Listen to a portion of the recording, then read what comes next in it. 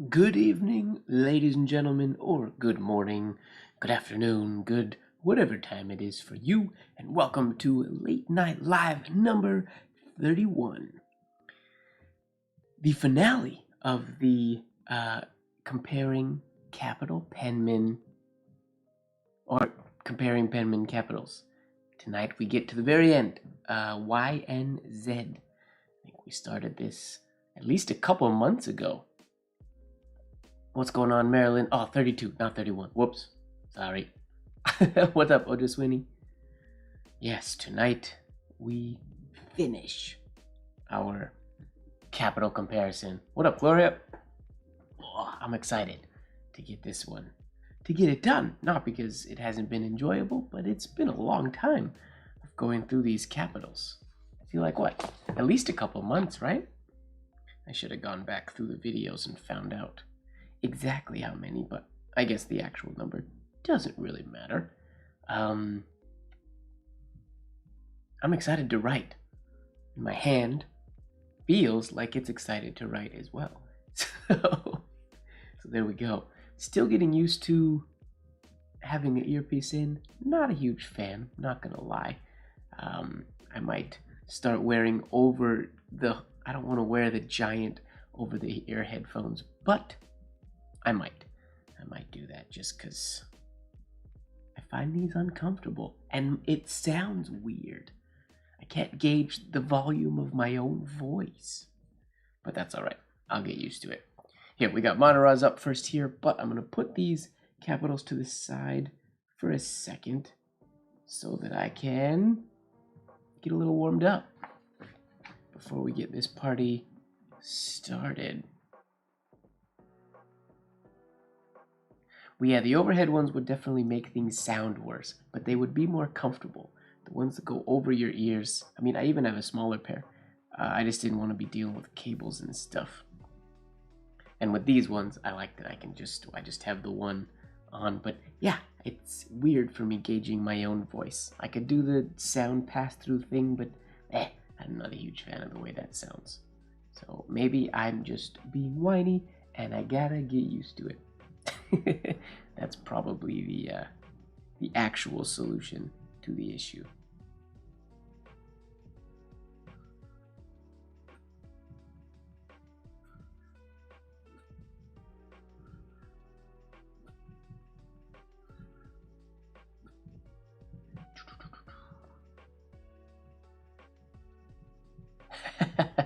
I mean, 55 slants. It's very vertical. That's very engrosso script of you, Marilyn. But it's not terrible.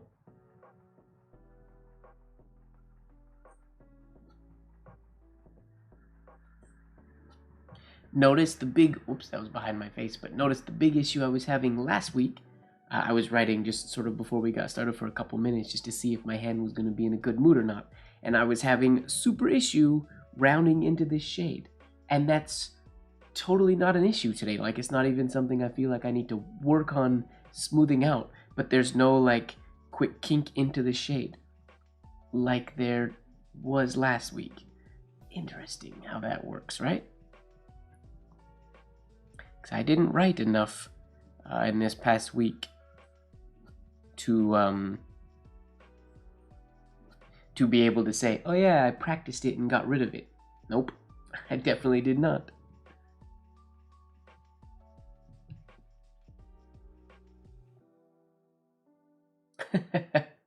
I mean, whatever you've been using works, Marilyn, that's fine. As long as the slant is uniform, then that's really all that's the biggest thing that matters. The perfect blend of flavor and heat. That's why you can use an entire bottle to make buffalo chicken dip. The kind you might make for when you're watching the game at home. I keep having to change my camera around. What up, coffee lover?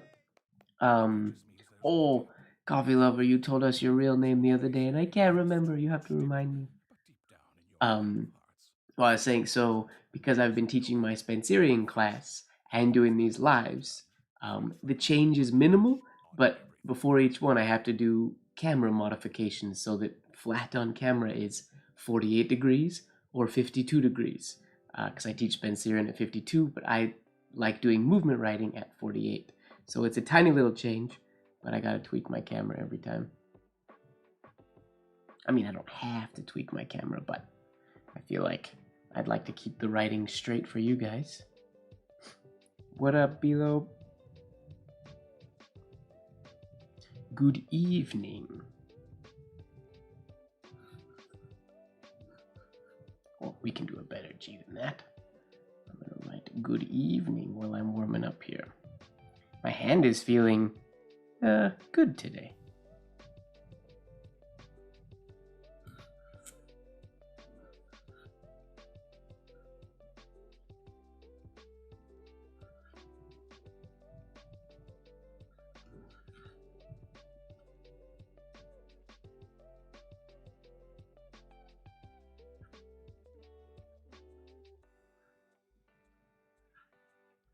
I'm always like this close to adding an A before the V in evening, almost every time. Like EAV, evening. In high school, grade 10 or 11. I did a blue watercolor mountain scale, and it was called Evening Sky. And yeah, it was definitely titled in the bottom of the frame, Evening Sky, in the school art show. Oops.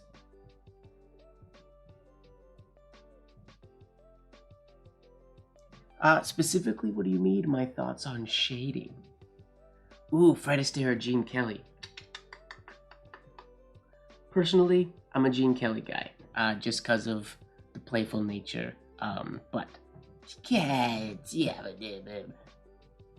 in fact, in that world, you know what I'll do? Fred Astaire or Gene Kelly? I'll say Donald O'Connor, who played alongside Gene Kelly in Singing in the Rain. He was my favorite in that realm. Yeah, BLO, what specifically do you mean in the about shading? I could say a lot of things about shading. Is there something specific that you're looking for?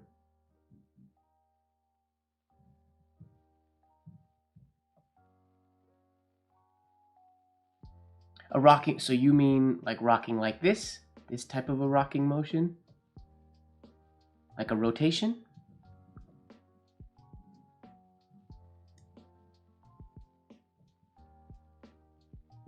I'm assuming that's what you mean.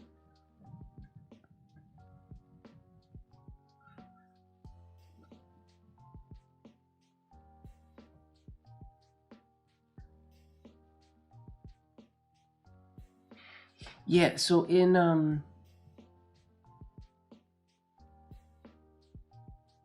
know you very slightly, but keeping the nib square to the page.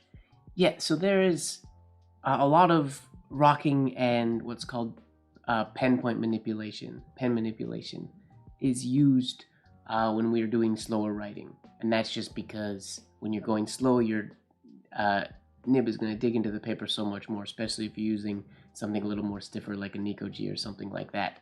So we do use more of a rotation where, and there are penmen who do fast movement writing who use a touch of moment or a bit of rotation, and then there's ones who don't. I personally do not. Every once in a while there's a little bit of one, but I personally don't.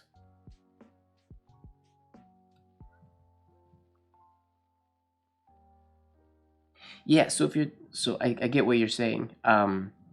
That's when you're rocking into, so it rocks down, pushing pressure to create the expansion, which of the tines, which totally makes sense.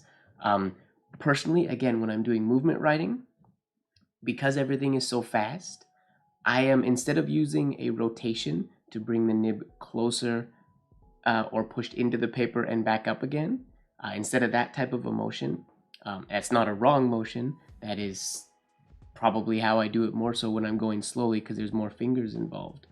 But in the movement writing, what I do on these lives, my shades come from my forearm for the most part, and from the grip between my thumb and my forefinger. So there's not really a rocking motion. It's creating the same sort of depth as you would get with the rock. But I personally don't I guess I just don't think of it that way. A lot of times, sometimes, and this is something that I've noticed a lot, is two people can do the exact same thing, and what their hands and everything are doing are the exact same thing, but the way they think about it, it feels like a different thing, or it's explained like a different thing. Similar to how when I talk about, like when we do shades, and I talk about how my main focus is keeping my travel, my path on the left tine, and then when I put the weight down, that's what pushes the right tine out. Where somebody else could think of keeping their path in the middle and applying weight evenly to get the exact same shape as I got with my way. It's technically the exact same thing. What your muscles are doing is pretty much the same thing because it happens oftentimes so fast and whatnot. It's just about sort of what way of thinking about it makes it work for you, if that makes sense.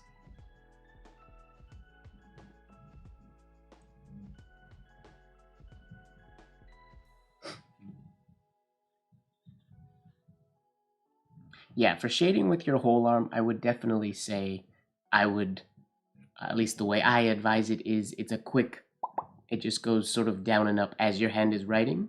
The shade is just going, everything is just pressing down.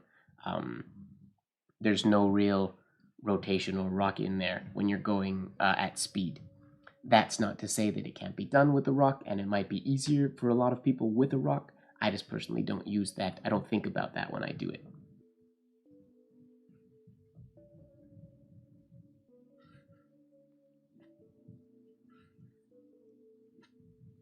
Okay, I think that's maybe enough warm up.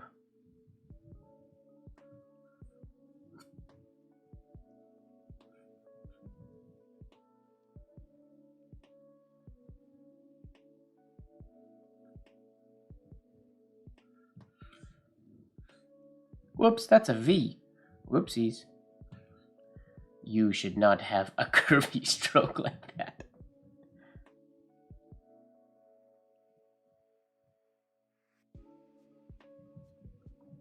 All right. Ooh, we got a lot of questions today at the beginning. I like that. Is there a good pen shop in LA to get nibs? In LA? Not that I know of. There are probably places that sell nibs. I've never purchased nibs. The only time I've purchased nibs in person at like a store was when John Neal Books or Paper Ink Art were at the IAMPATH convention, so I could get it directly from them. Other than that, I order online everything. There we go, Art Supply Warehouse in Westminster. I can't speak on any art supply shop. Like I obviously bought lots of art supplies at Blick and lots of the art stores around Los Angeles, but never calligraphy supplies. More so painting and like papers and things like that. I always my calligraphy supplies from Paper Ink Art or John Neal Books. Pretty much exclusively, I stock up. Once a year at convention, I get more art supplies than I will ever need, and then I use them. And then I go to convention the next year and do it all again.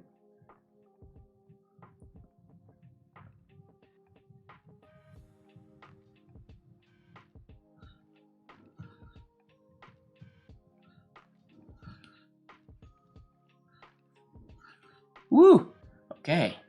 Sorry, behind my face. Move over this way a little bit.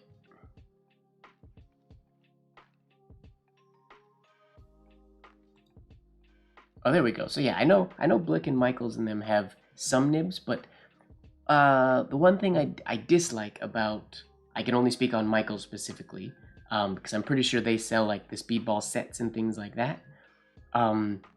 But when you buy nibs, if you buy one, depending on what batch it was from, if it was awesome, it might not be the same as the next one you buy. I'm much more of a fan of going on like an online calligraphy supply store, or if you can find a calligraphy supply store, somebody that has like the tray that you can dig through and purchasing, what up, Mohammed, and buying like 10 or something at a time, something like that. If you're getting started to get the feel, if you're testing nibs, 5. But I wouldn't really recommend buying less than 5 of a nib that was recommended. If it's a nib that nobody's ever said anything about before and you're just curious, then you can get 1. But if it's something that like myself or other calligraphers have said that it's a good nib and you should have it, I would recommend no less than 10. Like I've said in the past, I don't buy less than 100 at a time when I buy nibs. With the exception of, broad pen nibs. Obviously, that's different. If I'm getting like Speedball C nibs and stuff like that, then I get them 1 at a time. Or like Browse broad nibs and stuff like that, 1 at a time. Pointed pen nibs, 100 or more at a time. And then you don't have to worry about it for like years, or at least a year. If you write a whole lot, half a year. That's a lot though. But then you just don't have to think about it. So buy a lot and you're good. And they're cheaper also that way. You get the bulk discount. Bothered by everything, like Jessie and her boyfriend Aaron. Aaron's mindless humming was starting to get to Jessie. His mindless humming was starting to get to me. Me too, Jessie. But since switching to public mobile, where there's rewards that What up, Jose? Jessie How's it is going? free to feel the love again. And Konachi. Another question. I like this. This is a Contracts, no question commitments, no live. hidden fees. Save more at publicmobile.ca. Now is the perfect time to upgrade to Mazda. Get no monthly It stops running. It happens with Walnut. That shouldn't happen with Walnut. Do you mean like when you're starting it stops, or are you getting like a railroad or something like that? If your ink isn't running, you can, with those ones like Sumi, you can water it down. You can water down Sumi a lot before it, especially if you're using Moon Palace. I know different brands are different, but Moon Palace, Sumi, you can water down, like I start my jar at 50-50, and then it ends up getting more water for a long time. It doesn't lose its blackness very quick, and it also writes like nice ink for a long time still. I feel that same way with Walnut. I can water my Walnut down until it's just a really, really light brown, and it still writes nice for me. I don't know if that's specifically the crystals I have or what the reason is. I know it is different with liquid walnut ink when you buy the pre-liquid walnut ink. And I can't honestly say if, I don't know what brand of walnut crystals I have, because I've gotten samples and things from so many places. They're all just mixed in one jar. So I can't say what walnut crystals to buy. They're just whatever walnut crystals like paper ink arts and John Neal books sell. That works for me perfectly with, I guess, the humidity in my home. For bleed proof white, you run into the issue where when you add water, your ink is going to start turning sort of see-through or not opaque, gray, if it's on black paper, which you obviously don't want. So you have to find that middle ground of opaque white enough, but watered down enough that it's still going to flow good. It also could have something to do with the nib as well. A lot of times, stopping hard starts or railroading and things like that could be little bits of unpreppedness, like potentially the metal on the inside of the breather hole, like right on the edge on the inside of the breather hole. If that has some oil or something on it from your fingers, then that's going to potentially cause ink to like blob or to hold and stop ink flow. Sometimes it could be something as like the very, very tip could just have some finger oil or like sweat or something. If you wiped your face and touched that tip of the nib, that could be enough to stop the ink from getting a nice flow going. Which is why I'm such a fan of the spit technique. Every time I write, that's just how I clean the very tip of my nib. Because saliva works really well to get all those oils off, even like between writing. It's not the best for prepping a nib from scratch, but it's great for when you're already going and you just need to keep it going. Yeah, soap and water, toothpaste. I mean, all my nibs get a super good scrub with toothpaste before I use them, or before I put them in my like prepped container. And then once they're in my prepped container and I take them out, then they get a spit dousing or a spit scrub before I write with them, and continually as I'm writing. I've said in the past I don't use water. You can see I have this is my water jar here, my little leather covered jar, but it is closed.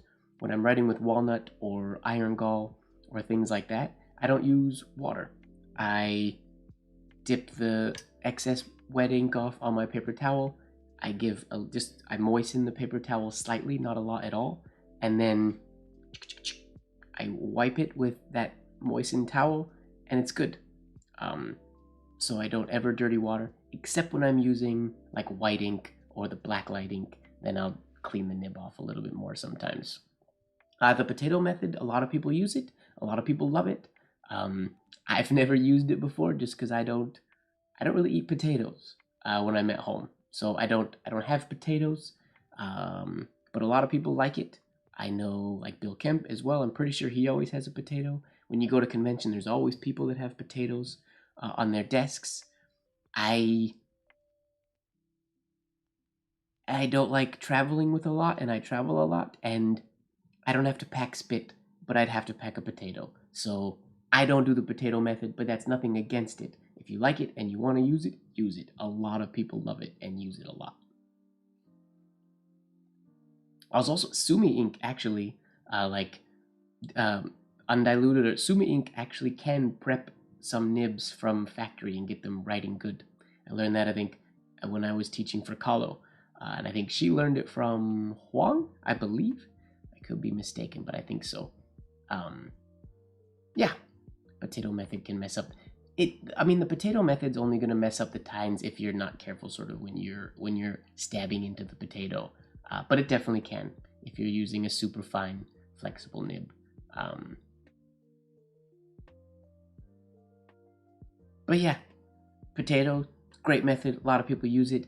I personally have tried it I've done it at convention when people have potatoes. I have never had an issue with my spit, and all I need is a piece of paper towel, my nib, and my mouth. I don't need extra jars or extra things on my desk, so I personally like that. But that's not to say that you should like it too. You like what you like. All right, let's get this, let's dive into our capital, shall we?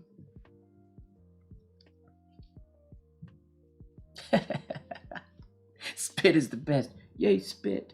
I've definitely had students in the past that like refuse, that won't do it, which is fine.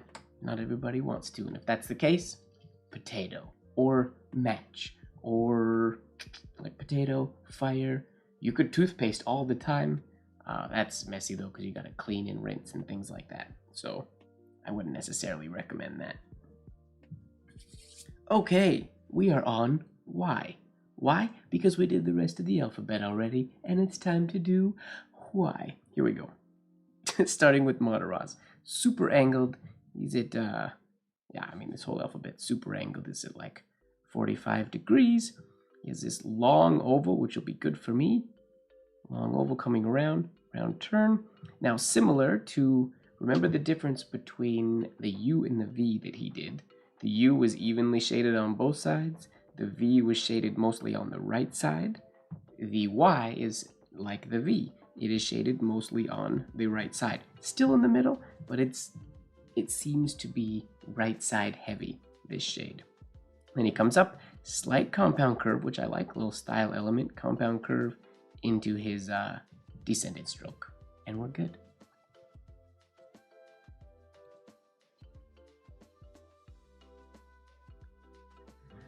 Do you find tally compound curve? I don't know what a tally compound curve is. Sorry. What up, Fozzie?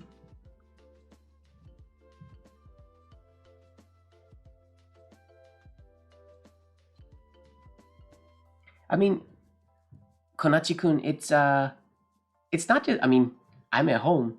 It's just, for me, it's the easiest method. It's one less thing to reach for, like the paper towel that I clean with. once you moisten it, that's, I mean, as much really spit as I need for quite a while. So it's just moistening to take off the dried ink off the nib.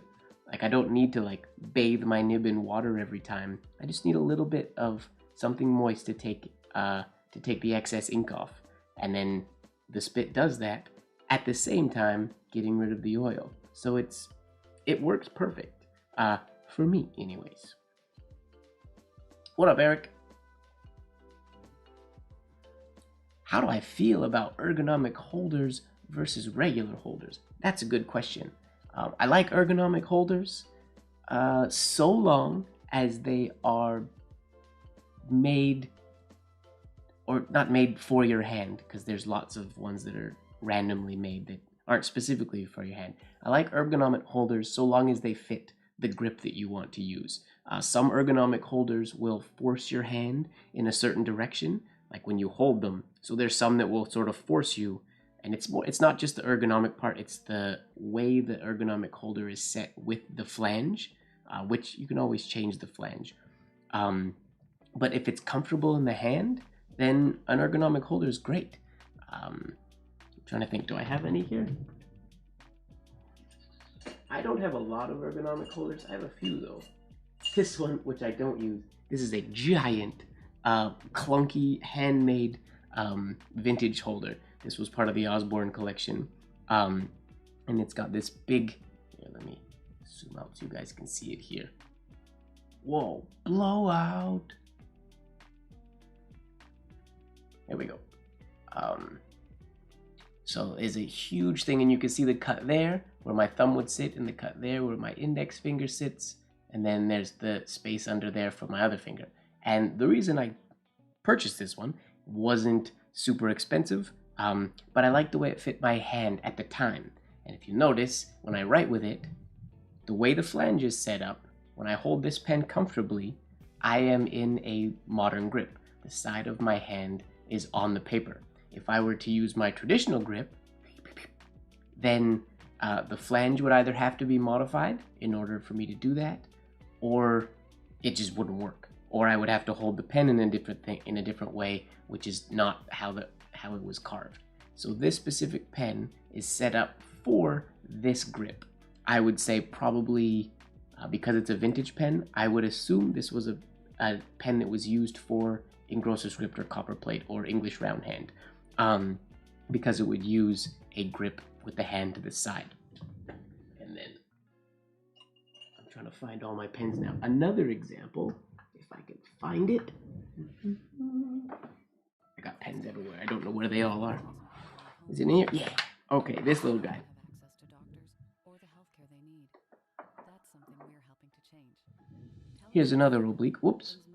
Oh, just when his comment got hidden. Our mobile health clinics bring compassionate care to the streets of So there's this one. Learn more about Right there, which is a great holder. This is the natural grip holder. And this is actually the brother to, if you guys follow Christopher Yoke Pen Company, he recently has 3D printed some nibs that are exact duplicates of vintage pens. The vintage natural grip that he used to make his copy is the brother to this one. They are the same pen, except mine has a broken tail. They're both from the Osborne collection. I like that this one has the broken tail. It's snapped off, so it's shorter. I didn't snap it off. It was snapped off. But this is exact replica of the Chris Yoke one, minus the slightly longer tail.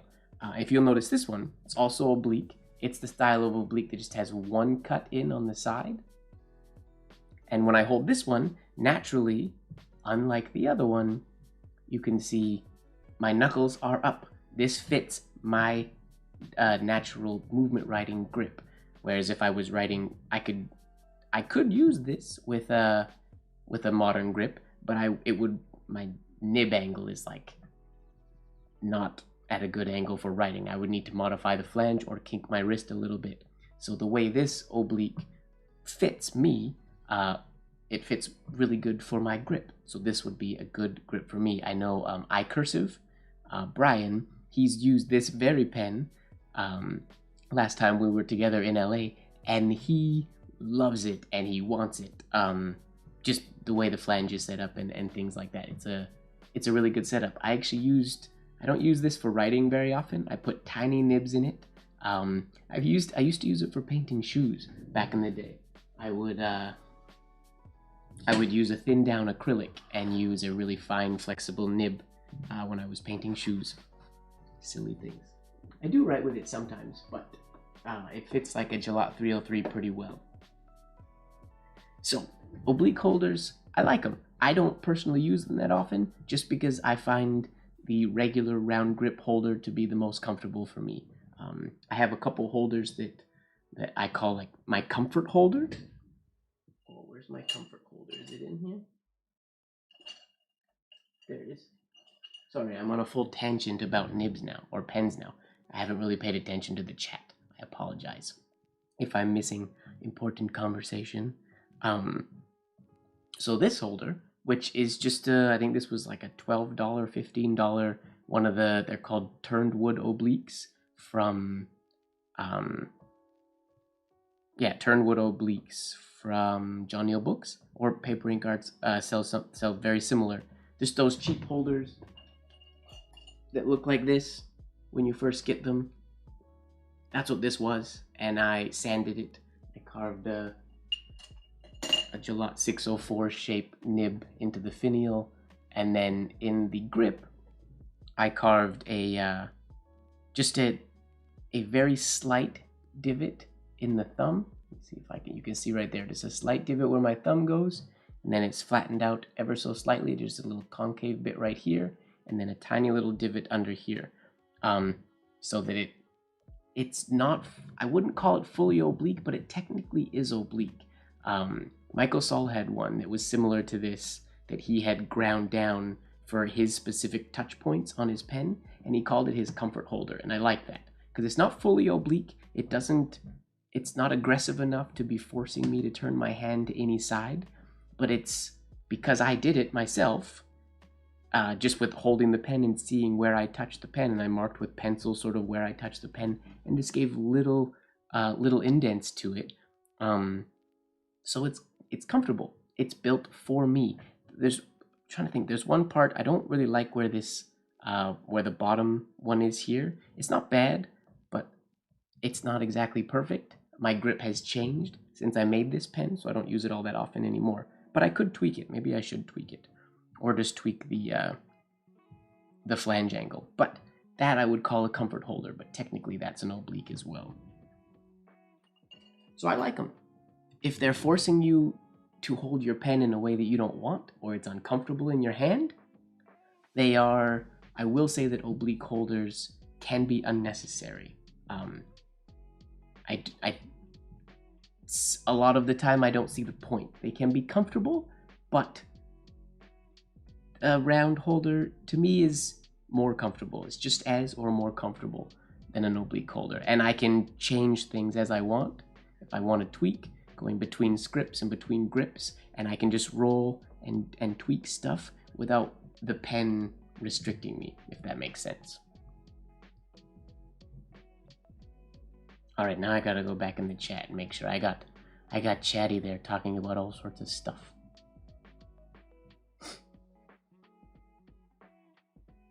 Yeah, Jose, Team Spit. That's another shirt. I'm gonna make a shirt that says Team Spit. That's gross. Maybe I shouldn't. Maybe I'll do it try to do it really classy. Like a guy sitting at a really fancy table in a suit, and he's maybe tea or something, or he's spitting on a paper towel, but super posh and he's, are you on Team Spit? Very classy, not gross at all. What up, Laurie? Sorry I didn't see you come in. Laurie says hi to all the late nighters. Sorry, catching up on the chat, just making sure I didn't miss anything super important. If I did, please feel free to repeat it. Yeah, that's what Fozzie said is perfect. If you have a method that works, use it. There is no right or wrong in prepping nibs, unless your nib isn't writing right, and then you gotta try something else. There we go. Okay. Now we can dive back into our writing. Thanks for all the questions today, guys. I like that the questions keep things alive in here. I like it. Getting started. We haven't had that many questions right off the bat in a while. I do apologize. I've been somewhat absent from the social media world as of late. It's not an intentional taking a break from Instagram or anything like that, or social media in general. It's just other stuff and busy and distractions, and I'm trying. I'm gonna get back on there. I'm gonna get back consistent again one of these days. I have about 30 leather blotter videos to edit. I just have to get into. I haven't been in editing mode in a while, so I haven't edited any new videos. But I will, because I have a bunch. All the ones I did over Christmas. Okay, let's get back to this Mataraz Y, shall we? I need some water. I forgot to make tea today. How could I?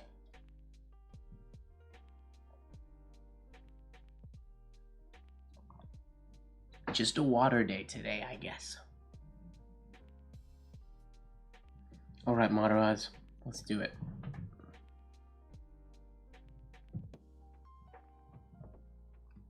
What happens if you warm up and then talk long enough to negate the fact that you warmed up in the first place? Oops.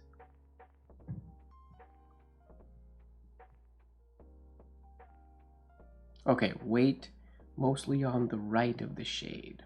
Okay.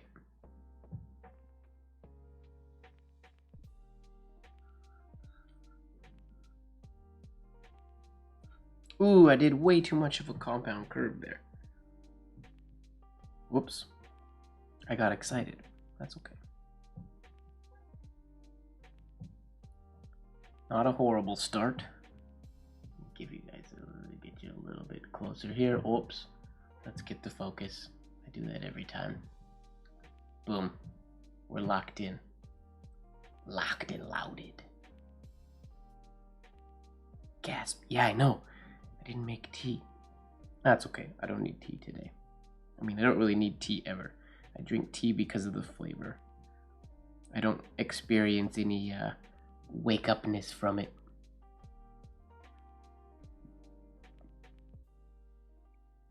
Oh, yikes. Yeah, Fozzie on Mataraz's slightly, you can see here, he goes, the curve is just right here. Ever so slight. He curves into his descended stroke. I curved too low. The amount of curve, I put a little bit too much on it, but the main thing I did wrong is I curved too low.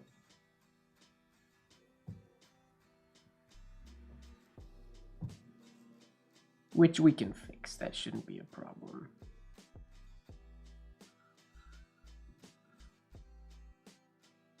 More so like that, I think, except this is too straight. And my shade is starting a little too soon. If you think of just doing, it's a similar kind of compound curve as when we do, I know you don't like this stroke, Fozzie, but when we do this one, when we do that, it's just like the curve is just at the very beginning, and then it's straight from there. So the curve is just at the very beginning, and then it goes straight. So it's just giving us a little bit of retrace, essentially, on there. But just a little bit.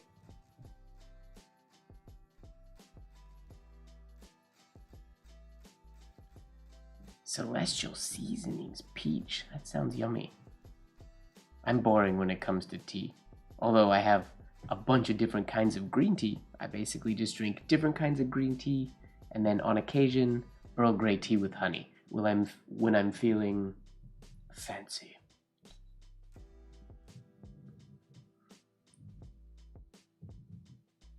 But mostly just different versions of green tea.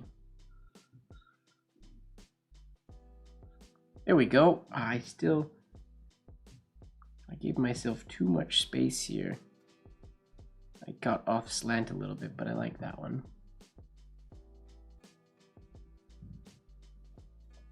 Oh, my palate has been brought. I've drank lots of tea in my life. I just really like green tea. Eek.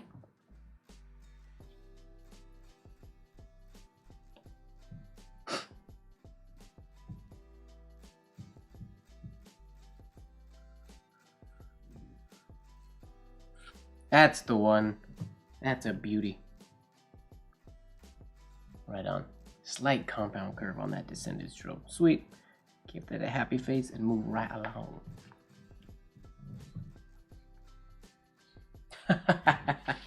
What's going on, Mom? Yes, I actually make tea in my little. I mean, I don't use it as a. It's not really an infuser when I make tea in it. It's just a tea jug or a tea bottle, because I just put the tea bag in the little infuser thing, and then just pour the hot water through, and then it sits in there when it steeps. But I do make tea in that.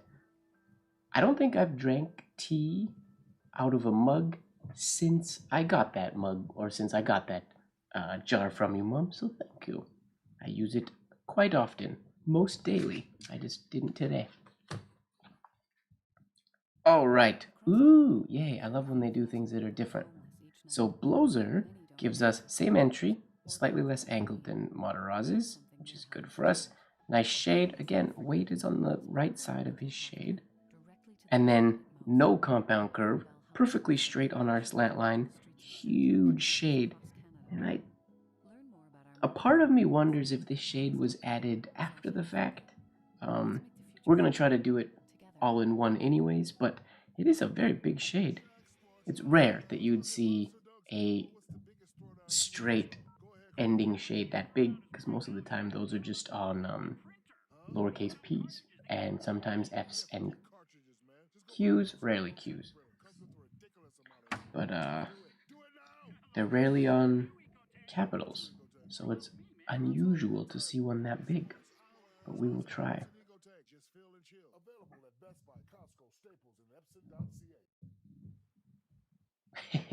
Mm-hmm.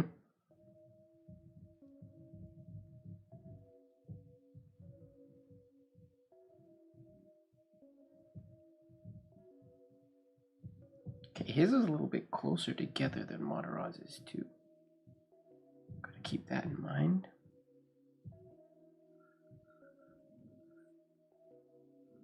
Whoa, that looks like a horse's hoof. That's not a straight line at all. Oops.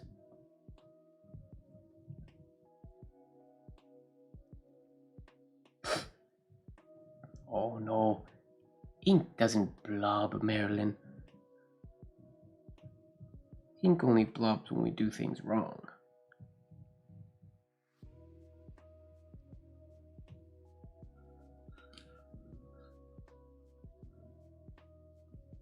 I'm getting, well, that's why. Look at my slant line here. Versus my 48 degrees. I'm doing a slant at like 40 degrees. Whoops. How about you pull down on the slant line, Mike? He definitely could have retouched it. It's very true. There's a good chance he did. I'm going to, as always, aspire to do it without a retouch, but there's a good chance he retouched.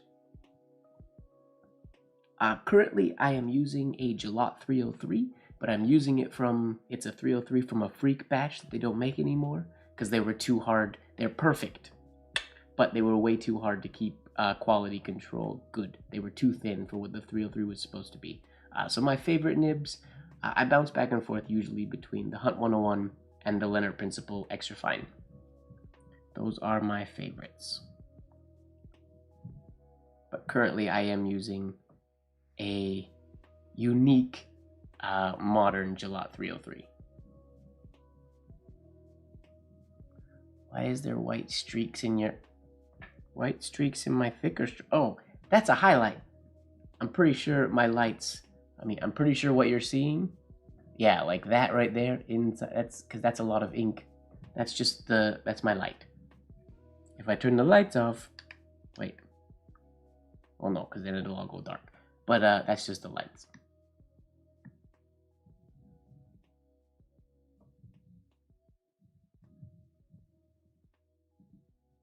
Okay, let's do our downstroke on our slant line. How about this time, Mike?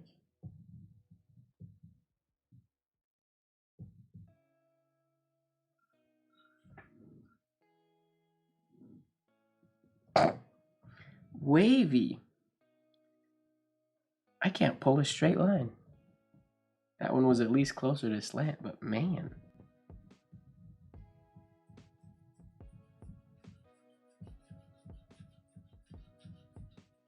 I dislike straight lines so much. See, when I start to shade, it goes that direction for some reason. What if I start farther away from myself? That might be the ticket. Mayhaps.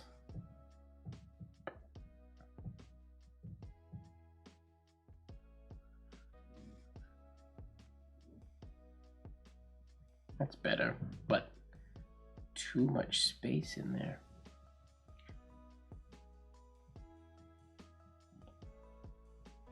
Alternatively, I'll show you one way that I'm pretty sure this would be more comfortable for me.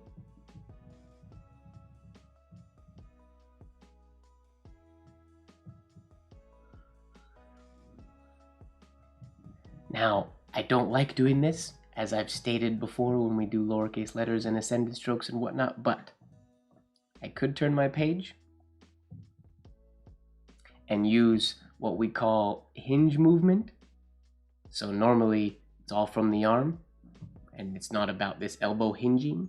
I can use hinge movement to pull that line nice and quick down the slant line. Which there's a good chance, oh, I even went too slanted there. But that's basically, that's the way that I can get a straight line with a nice clean, I messed up the ending, but a nice, good, giant shade. I just don't usually do that.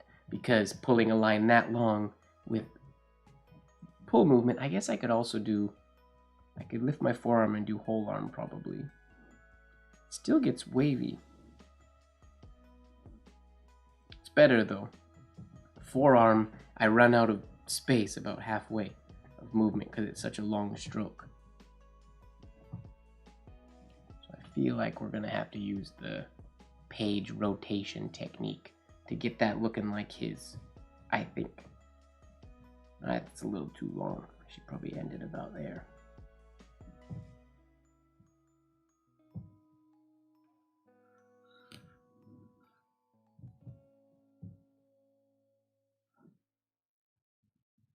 That was better. That's close. Still too slanted. Why do I pull so slanted?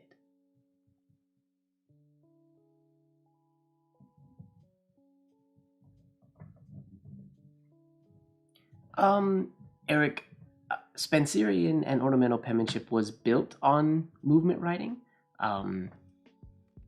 but it was written with movement because it was trained, like from a very, very young age, the muscles were trained for movement, and none of us get trained in writing like that anymore. So it's impractical to expect everybody to be able to do Spencerian with movement writing. So most often now it is done at a slower speed because it is a slower, more attainable speed. Now, when you do that, you lose a little bit of the gracefulness and you lose the quality of hairline, but you gain the ability to control the writing, and you don't need a billion hours with a teacher from grade 1 all the way through school training your muscles to be able to do it. So it's not a rule that Spencerian has to be done with movement writing. It was built on movement writing. I do it both ways. I'm currently in the middle of teaching a Spencerian class where I'm writing slow. It is a slower speed class. End of February, I'll be teaching a 2-weekend class on movement writing, which is fast writing. For my own writing, I prefer fast writing because I like the way it looks more, but it lacks the control that you have when you go a little bit slower. So I wouldn't say it's a rule. If we were in the 1800s and the early 1900s, it would be a rule. You would get in trouble, basically, from a teacher if you did it slow, but we don't live in that world anymore.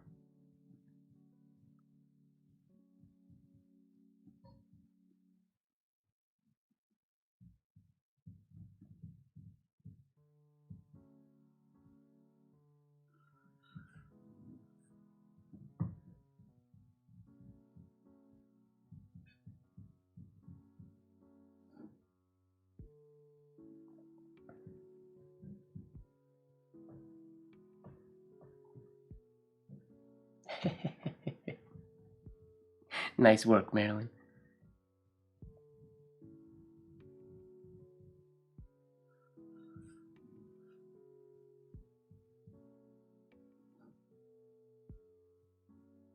That's what we wanted. That's a little bit better. Still getting him too tight in here. But his was very tight in there as well, I guess. Now that I look at his, I think it looks so awkward just because I'm not used to this variation of the Y. But I'm going to try a couple more and then we'll move on. Oh, thank you very much, Eric. I appreciate that. And you are very welcome. Yeah, if anybody tells you it's a rule, they're wrong. There are no rules. If you want the most beautiful, delicate hairlines, then there's a rule. You have to go fast, but that's personal preference.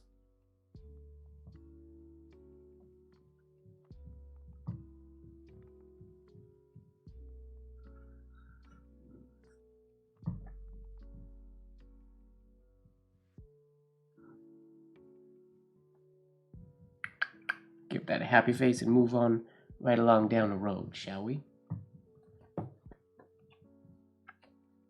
Oh, that's good, Marilyn. I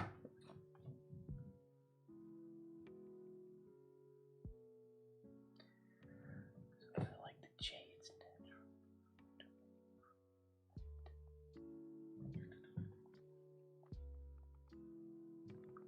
Jose, sorry, I think I missed what I was talking about or what exactly I was doing when you made that comment. Can you, I apologize. I don't remember the context. I think I rambled too much and can't remember what I was saying.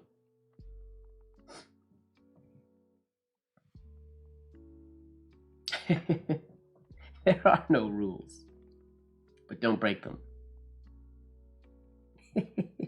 There are no rules, but don't do it wrong, or you'll be in trouble.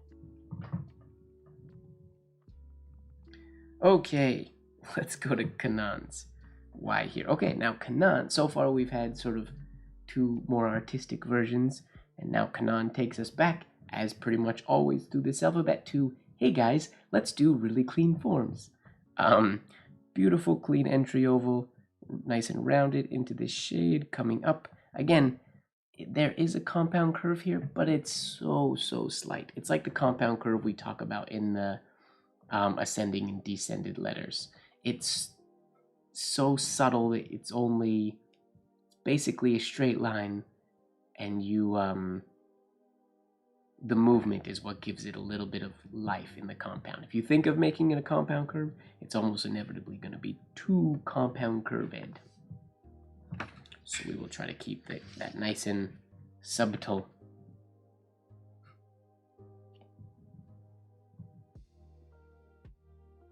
Okay.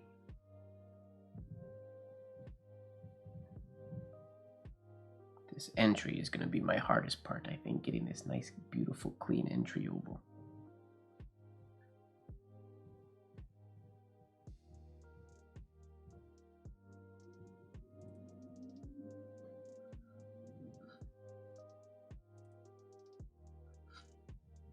Too much of a compound curve. I got too excited and didn't make it quite long enough.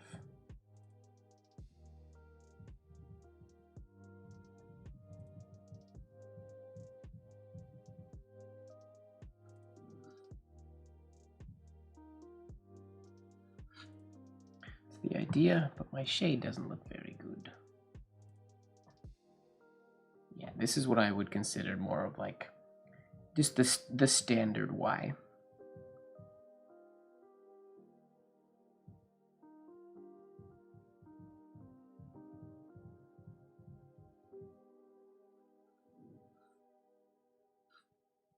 Oh, why did I do that on the exit stroke? If this had come up here, it would have been great. Minus that little kink in there. Uh-oh. Maybe that's where that little kink came in from last week that I couldn't get rid of. Maybe it's back. Maybe it never disappeared. Medical and mental health care directly to those who need it most. Our mobile health clinics bring compassionate care to the streets of 13 communities across Canada. Learn more about our mobile health clinics at telus.com/healthforgood. Let's make the future friendly together. That's the idea. Bottom is a little rounded.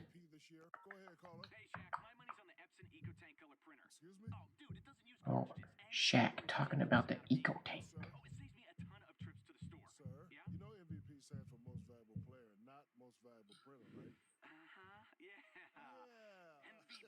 There we go. That's what we wanted. Okay. I'm rocketing through these because it's fun. Alright, Baronsmeyer.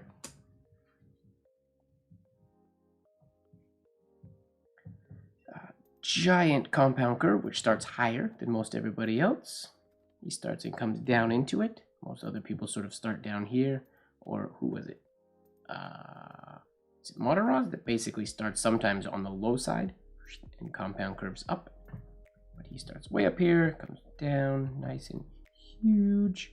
Shade, again, weight on the left side or on the right side. I'm not really getting that look when I do it.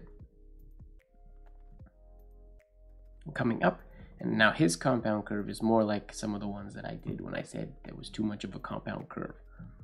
His is, you can see this very much S curve coming in here. Very similar actually to Motoraz's, with the exception of the angle that it's on. And then nice smooth entry over, or exit over. Should feel alright, so as long as we can get that, so long as we can get that entry smooth and try to get that shade nice and clean. I'm not really liking my the bottom turn after the shade today all that much. That needs some freeing up. It feels a little constricted.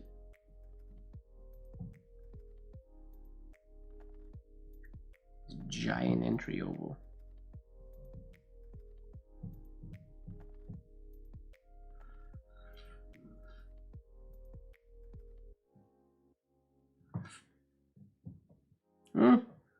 Not bad.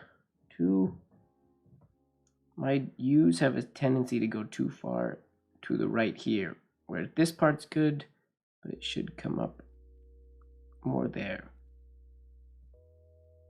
before it goes out.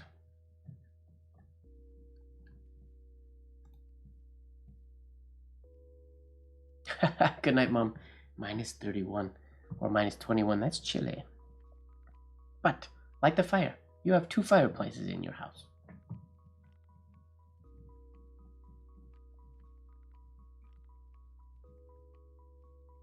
Okay, here we go.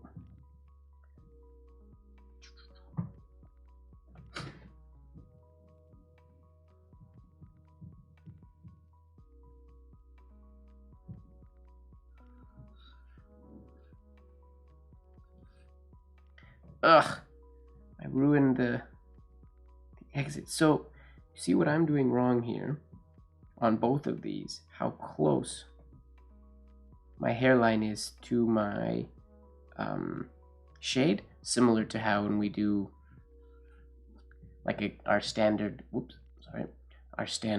entry, they get relatively close or sometimes they cross through. But Baronsmeyer, this is different. I've never done it this way before. His entry is starting, so this is looping really close here, and it goes way over here to come in. Wow, I guess I noticed that, but I didn't really notice that specifically. That's what makes it look so darn huge, because it's just offset compared to where it would normally be. Normal. Nothing is normal. Okay.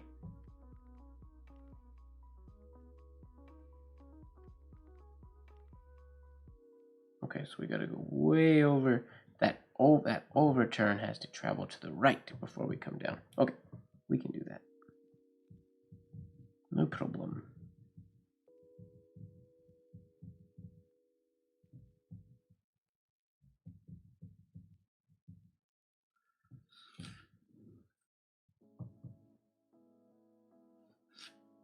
Booyah! That's the idea. This oval could be ovalier. That corner was cut off, but I'm not mad at it. His oval isn't perfect there either. It's weird pulling that so far to the left. But that's how we did it. Here, let's try that a couple more times. That's how you do it. That's the key right there to getting it to go over.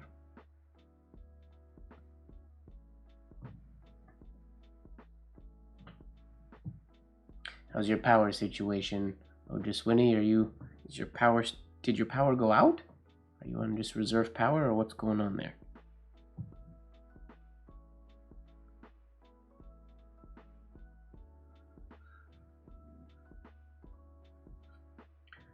Oh, I guess this has to go right.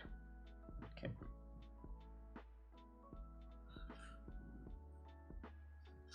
Nope, too big. Oh, happy birthday, Lori. That's exciting. Happy birthday to you.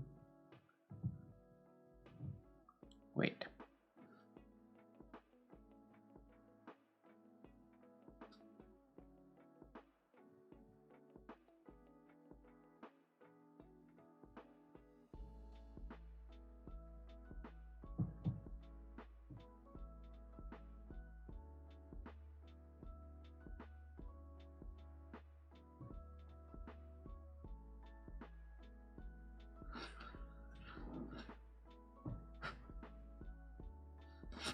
So we can keep practicing.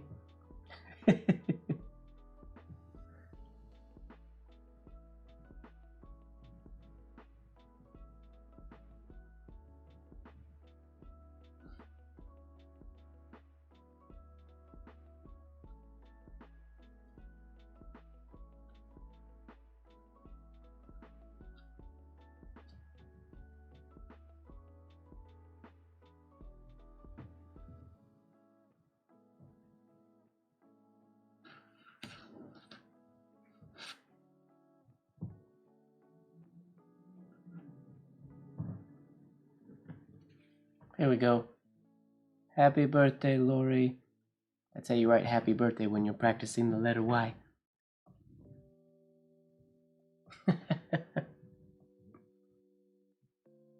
I can be Tiny Mike.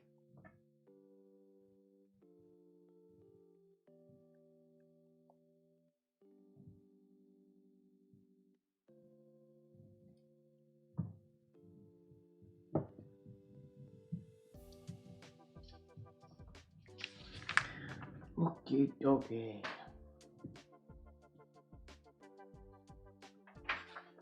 I'm gonna call that last one good for Baronsmire. Those ones look pretty good. Actually, lies. I'm gonna do one more.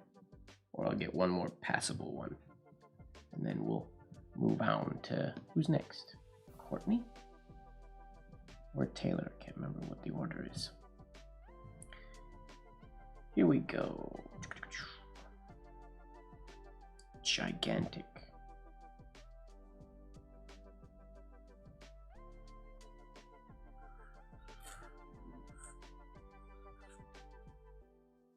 Sure, I'm happy with that. My descender was too long, but...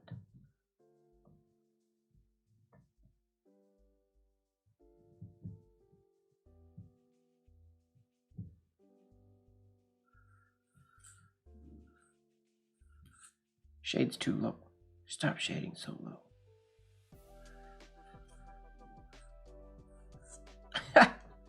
My senders. Whoa, that was behind my face. Sorry. I'm wasting too much paper with this Y. I'm writing all over the place. It's so big, I don't know how to gauge where it starts.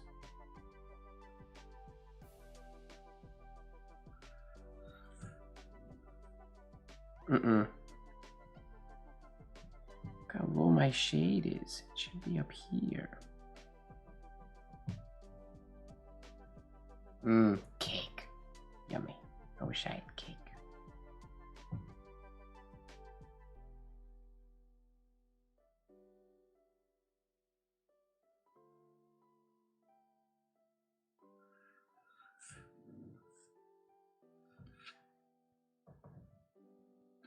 That'll call good. All right, moving on to Mr. FB Courtney. Where's his Y? Ooh, yay, another different version. I like when we do variations. So, we have our oval compound curve entry with a slight entry oval, or with a slight, accent oval, going in, shade up. Now, almost round, like it doesn't even stop at a point. Is that actually round? It might be. It's hard to tell from this print, but it looks like it goes up, no retrace at all to come down, and then stem shade with most of the weight on the left to come up and over. Nice. I like that exit. I like that descender stroke. I don't use it very often, but I like it.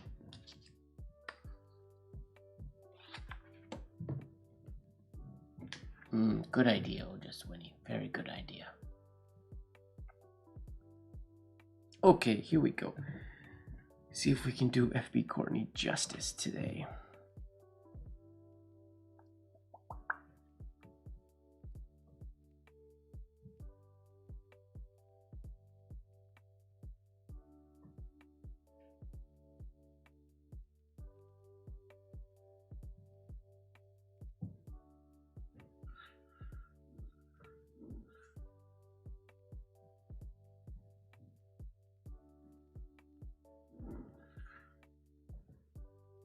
Kind of like that. That's not bad.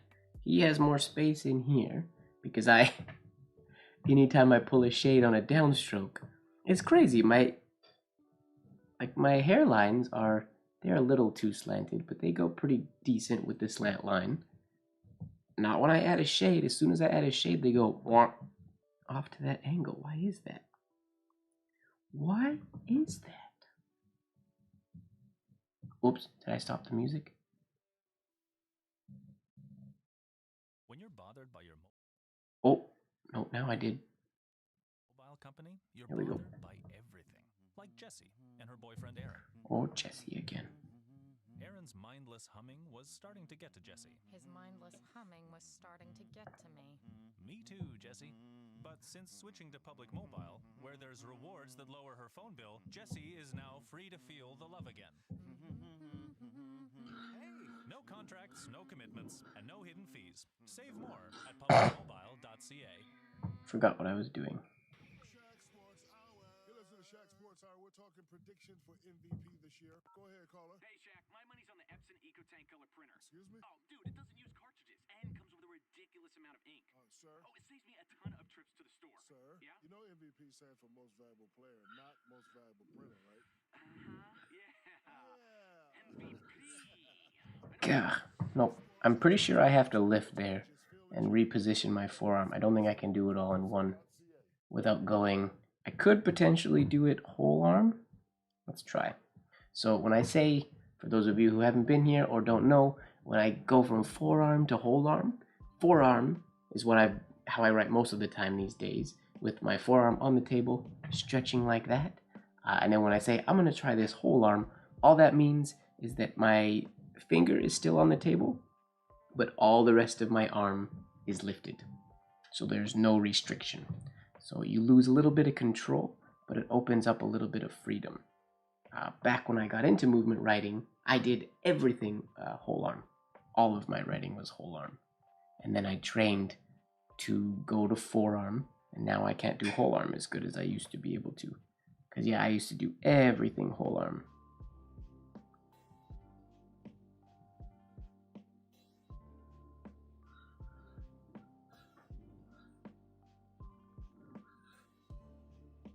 See, things like this you get when you try to get those subtle compound curves. It's hard to get that subtlety when you're whole arm, because everything tends to just over exaggerate ever so slightly. Yeah, I'm gonna go back to forearm.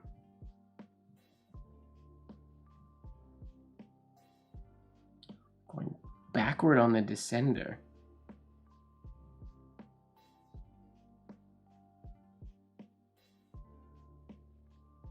Oh, you mean so it read it?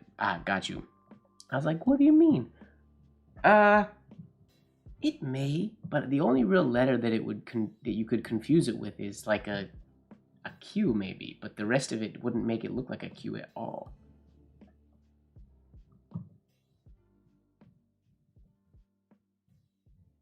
So the way I'm going to do it is forearm. And then I'm going to reset. So I'm ready for that pulled stroke.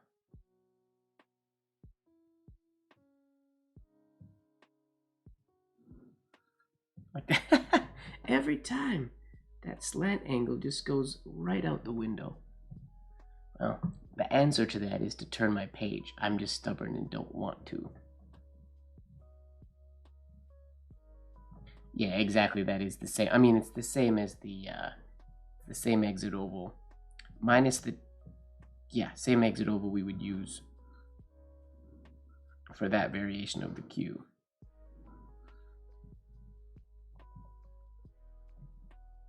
Ugh, those are ugly cues.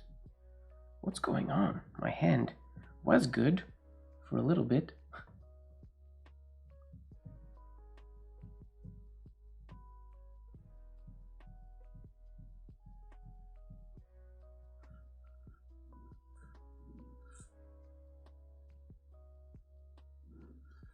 That's the idea. Descenders, again, a little too long, but geez, his shade is so big. This is one of those shades where when I'm doing movement writing, it pains me because when I do it in slow writing, it looks so good to force the shade out to the left side like that when you're coming down, to just have all the weight go over to the left so your upstroke can come and nicely compound up. It looks so good, and I can't do it with movement writing. I can't get that subtlety of the left bowl and the right straight. I've never been able to, not yet anyways. Not like I do when I go slow. When I go slow, it looks really good. But I don't want to go slow.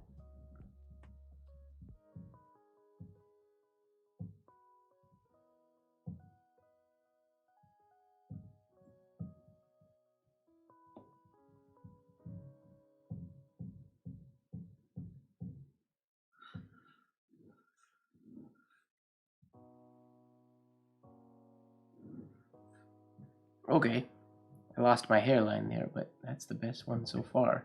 That's a pretty one. Let's do a couple more of those and see if we can refine it. It's getting there. Thank you, Marilyn. Baby steps. Again, for anybody who's in here that hasn't watched all of this series and heard me say it a billion times, this is not the proper way to practice these forms. You should dedicate a lot of time to each one. I'm being ridiculous and trying to change up the form on the fly to something I'm not used to, going against the rule that you have to have a really clear image in your mind of what you're doing, and your muscles need to know what you're doing before you do them. I am breaking that guideline by just going, let's try that, sure, with no real expectations. Which is why none of the examples that are coming out are perfect, and I don't care if they're perfect, because this is not how you would properly train these forms. If I wanted to, I would go back and actually dedicate drills to each one of these forms, but just to keep YouTube fun, we're having some fun with this one, just to see if I can, on the fly, go back and forth between all these different forms. Because it keeps it exciting.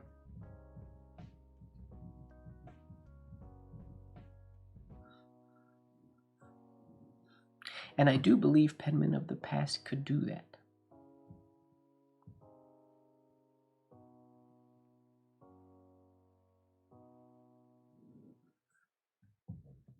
Not bad. The top of the U doesn't look too grand. And the ascender, why so long? I gotta shorten them up. One more, and we'll call her done. One more.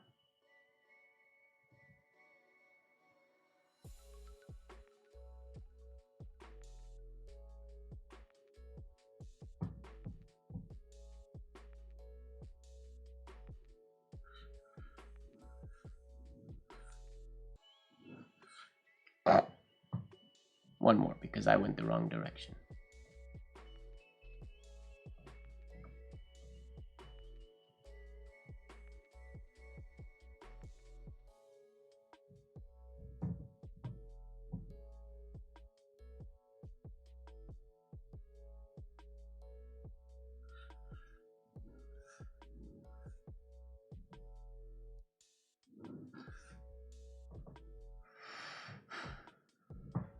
so close. It just isn't refined enough.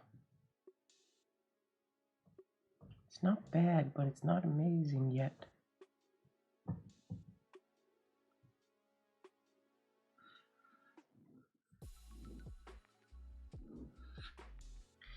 I'm sure if I turned off the video, stopped talking, and wrote about 50 of them, it would start to look decent.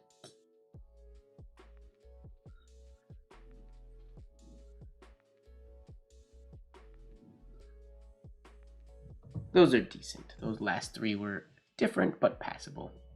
Oh, good night, Jose. Thanks for hanging out. Sweet dreams. Okay, we'll call those ones good. And we'll move on to Mr. J.D. Toad.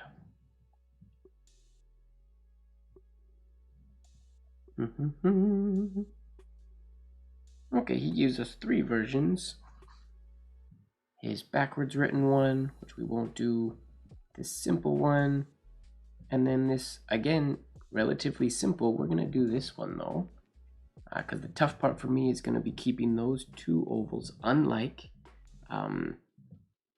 Courtney's. As this comes around, this follows much more parallel than Courtney's did. Courtney's was parallel, but I feel like not to that extent. Yeah, see, Courtney's was much a smaller oval, so it didn't follow parallel. It flared out here. It didn't follow exactly with that line.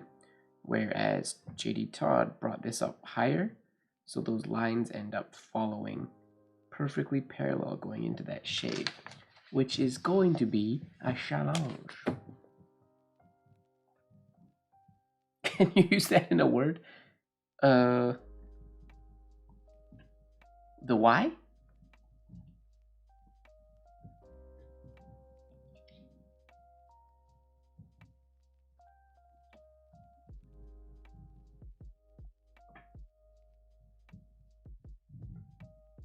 You want me to use this why in a word? Is that what you said? Is that what you want?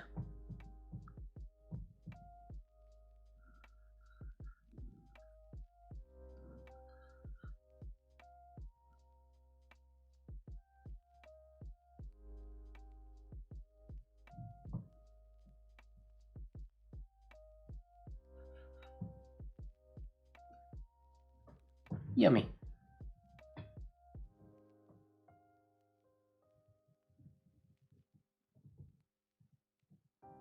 I mean, my slant got a little awkward on that shade, but yep, same way you'd use a Q. I mean, it could end here. It doesn't have to continue into that oval. That's just naturally how I do the Q one.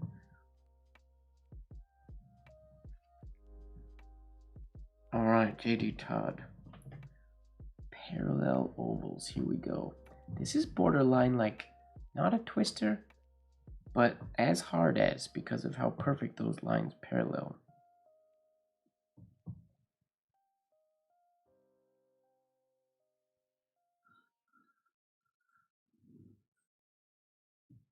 Now is the perfect time to upgrade to Mazda. Get no monthly And then he has a compound curve-ish ending stroke, which actually compounds less than mine, but travels more vertical than mine did. I have still that bad habit. I have to bring this round to there. Not terrible.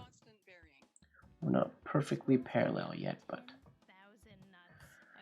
Would you connect the dissenter to the minuscule? No. I mean, rarely in Spencerian do I really ever connect any, or in ornamental penmanship, any lowercase to a, or capital letter to a lowercase letter. So I wouldn't. You could if you were going into like, if you were writing like YA, I guess. You could do a,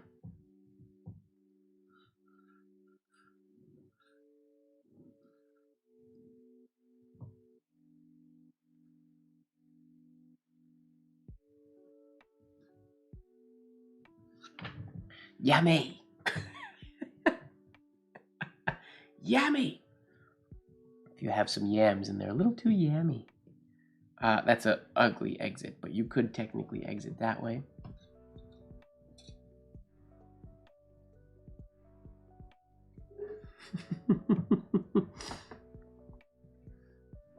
My brain didn't think of like the word yay or y'all.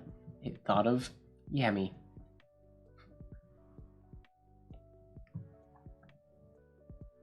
Okay, back to this perfectly paralleled oval.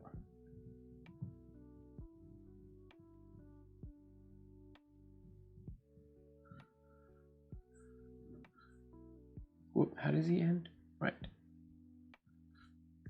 That's pretty darn close. I'm not exactly right up there.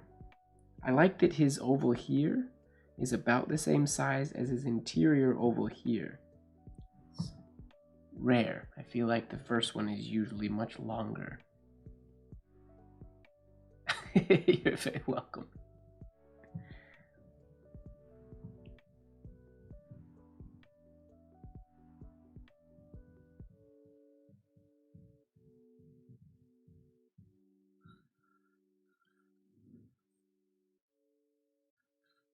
Ugh, I got too close. So that means if I'm getting too close, the shade is see, I'm trying to fight my shade, but my shade has to be there, which means this has to go up higher this way. Yeah, it's a weird oval that is like being bent. Yeah, it's a funny shaped one. Oh, that's that pizzy pizza. That's a yummy pizza. Yeah, yummy in my tummy.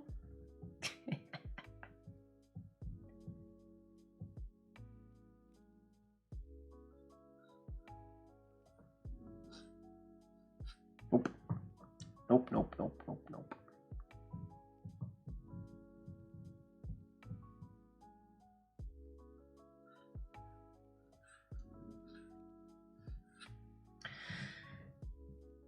It's this transition from here to there that sets you up for success or failure. Angling, getting the target angle for that little oval is what I am discovering. Good morning, Suzanne.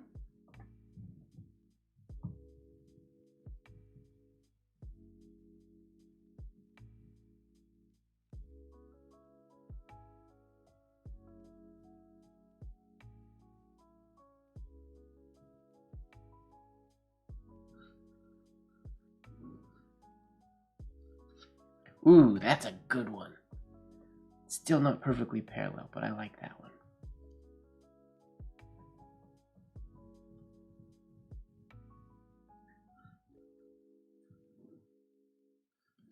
Ugh. Lost my hairlines there, but my shades are also a little low. Ever so slightly. Sorry, I'll just do a few more of these. I know it gets boring when I get hung up on certain letters.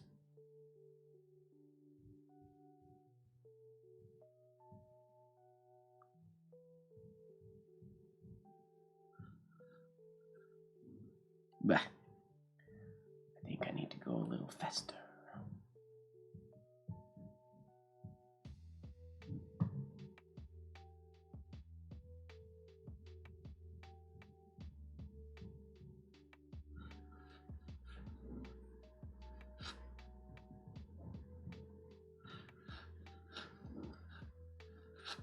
That's the idea. That one got it. Call it good enough. All right, and that is why. Thank you, Otis Winnie. I don't know if that's true, but thank you nonetheless.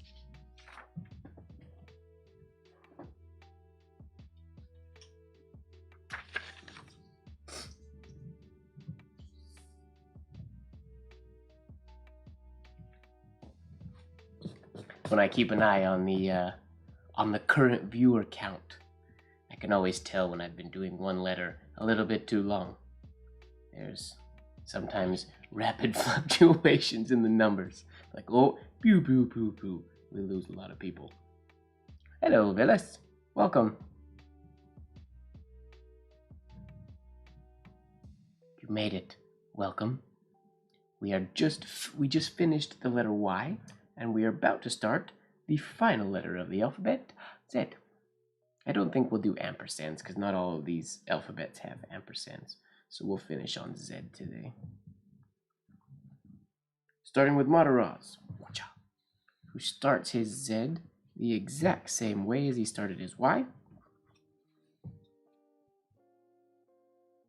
with his compound curve. Yeah, notice on his compound curve, he starts sort of even flat. He doesn't start up high like Berensmeyer does. And on this, it could be this example, but you can't even see the hairline in the beginning of the Z. It starts right here. But that could just be this scan. Oh, that's all right. Thank you for coming in when you could. I appreciate that. All right, so we have our nice long oval. I gotta get this from there to there. It's a problem spot for me getting this oval shape nice. To here, nice Z shade or reversed oval shade around. Pretty standard. Pretty standard. A lot of the old penmen didn't do. I usually do habitually, but a lot of the old penmen didn't do shades on their descenders for the Z and the Y. On occasion, but less than you would imagine. Less than it seems like they would. For one reason or another.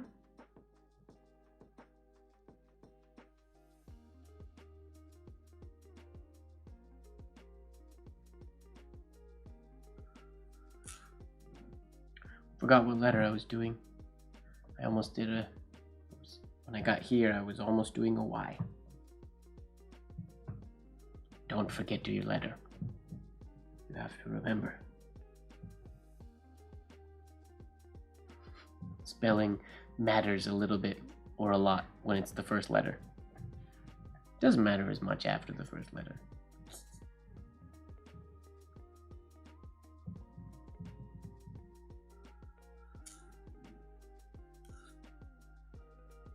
Make that loop a little bit bigger. Yeah, that's the idea. Nice one. Nice and easy.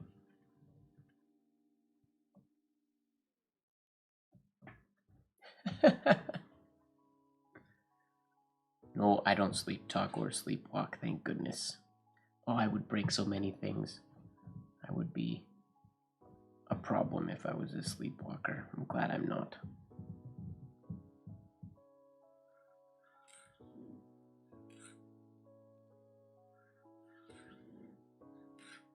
That's the one. Cool. Happy with that. There's a few good ones, or a couple good ones in there. Now here is a very big descended shade. Almost too big.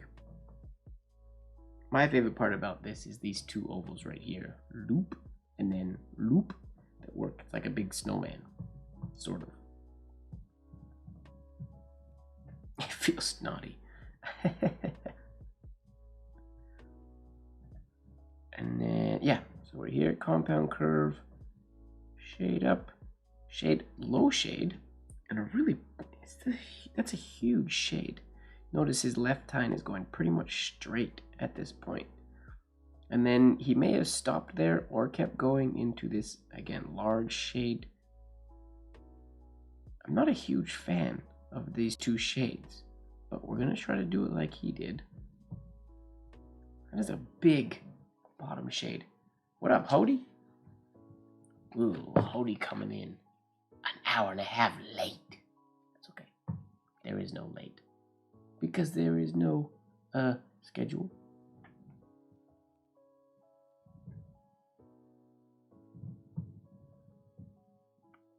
Hody, you missed Mataraz is Z. Z. Z. Z. Z. Z. Sorry, American folk.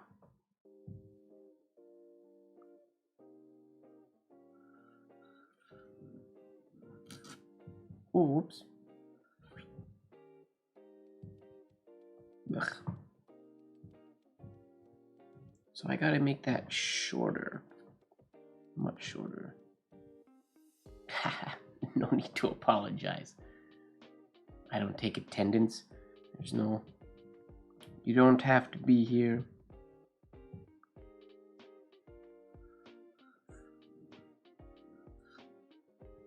Oh!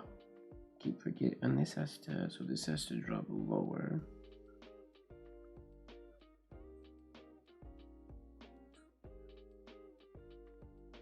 So this can come through. Finish over there, okay. Okay.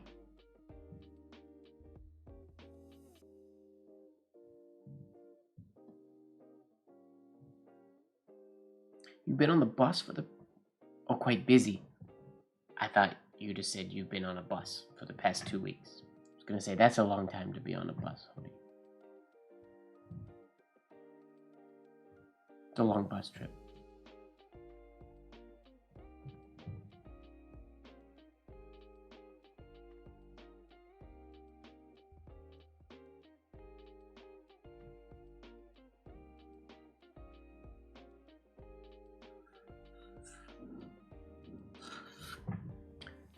Oh, I got too excited on my exit stroke.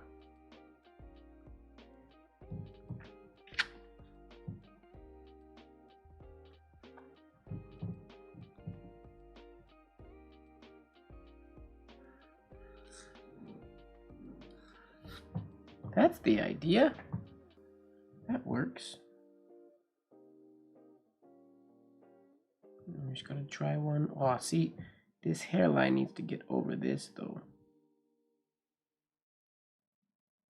Okay, which means this needs to drop lower.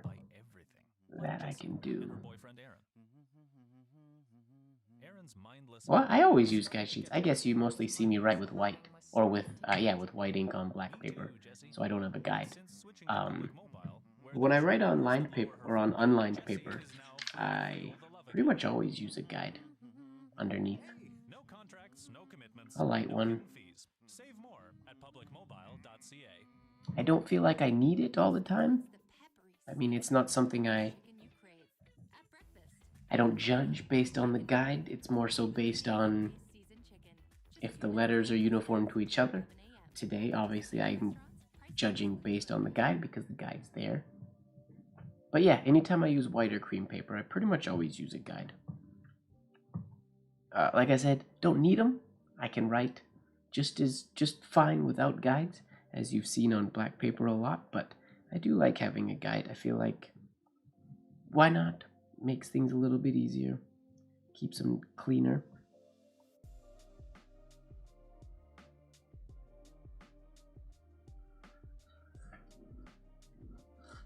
Oh! I forgot the other thing. The other loop. I'm gonna try one whole arm and see how it goes with those two shades.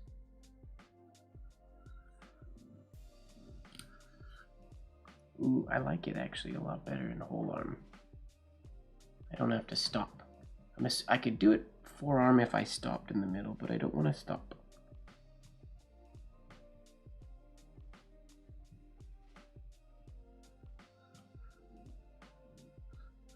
Yeah, that's the idea.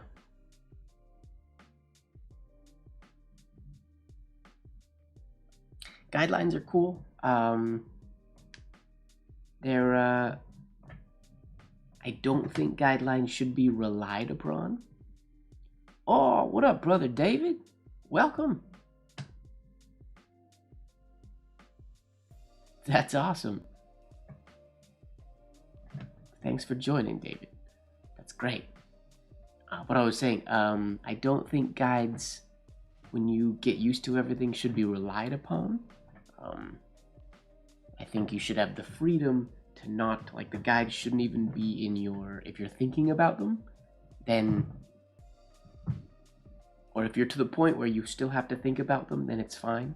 But after that, they can just be there. But if they're just there and you're using them, you have to train yourself to not need them, basically, I think. I like using guides because I genuinely feel like I don't need guides. I've written without them so many times that the guides are just a helpful hand. They're not like a crutch or something that's relied upon to do the writing.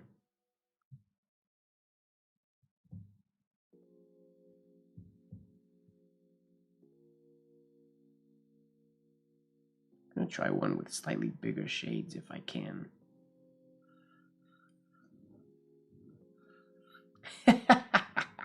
Those aren't the smoothest shades ever. They're huge though. Let's try again. I'm doing this all whole arm, by the way. This letter doesn't really work for me forearm because of the shade at the bottom. I don't have enough range of movement without stopping in the middle.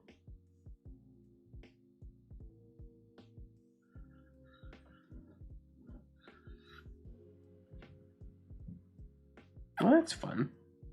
We're gonna be good with that. Those are not the cleanest big shades, but the ones with the smaller shades look good. So we'll be happy with those. That's shady. Now we move on to Mr. C.C. Kanan, who once again reels us back in to the land of clean forms. Right there. Super round, as is, again, Kanan's style. Round, low shade, very flat, not angled like the past two for his little oval. His little oval is flat, like it would be for an L or a Q, whereas a lot of penmen would keep that on an angle. But little flat oval, very long, narrow oval, and then back down on the slat line, and a nice little horizontal exit oval out. Should be doable.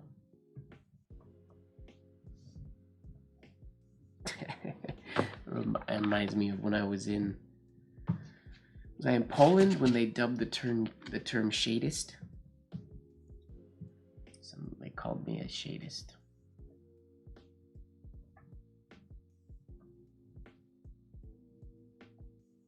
Oh, did I mess up my nib on that big shade? I might have. Maybe I didn't. We'll see. Okay, we gotta reel it in now and make it clean. Kanan style.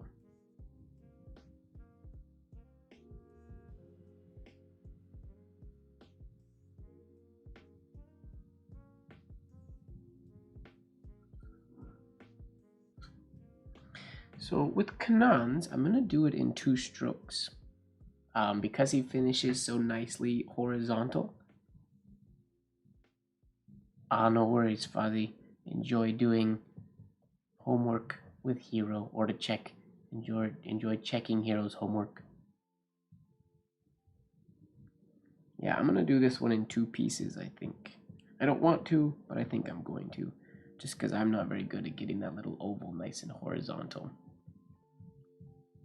Here we go.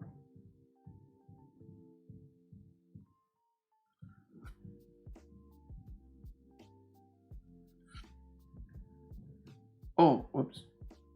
This has to go like that, okay. And I get my shade was too flat on the bottom.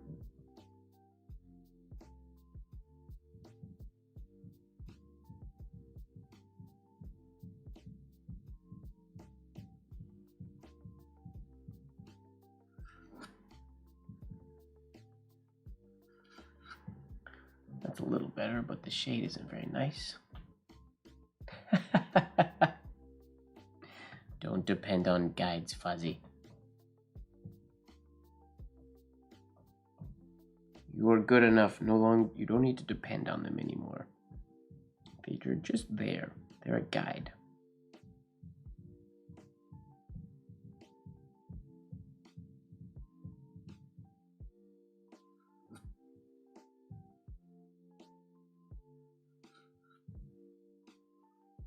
See, the shape always ends up being weird when I do it in 2 pieces like this. I never get that shade looking quite right.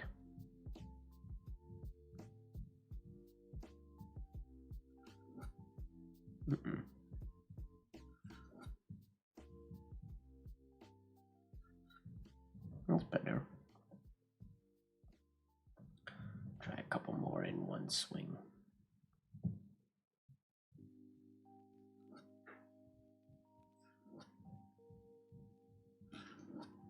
Weird. My Z shades. Those three were good, but the ones in the Z were weird. Or in the Z, sorry.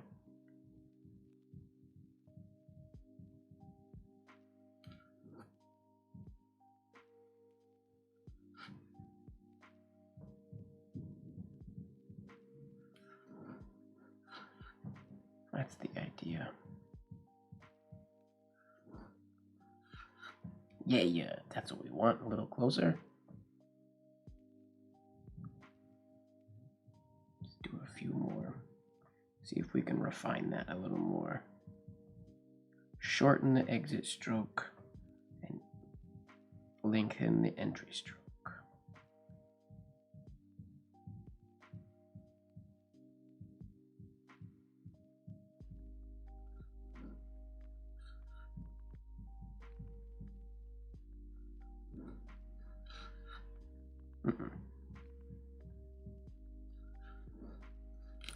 Whoa! Snap City! That was a big one. That was very unexpected. This nib sound, that like sounded scary. It was like, sounded like a pine or like a tree when it falls over in the forest. There was a lot more sounds. Does my nib still work? Let's find out.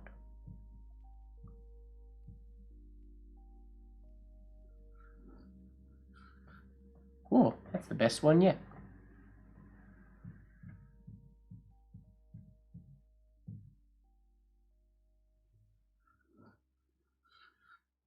Cool, we'll call both of those good and we will move on.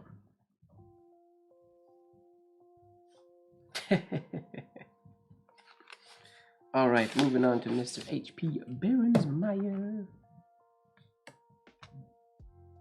Now his Z, very similar to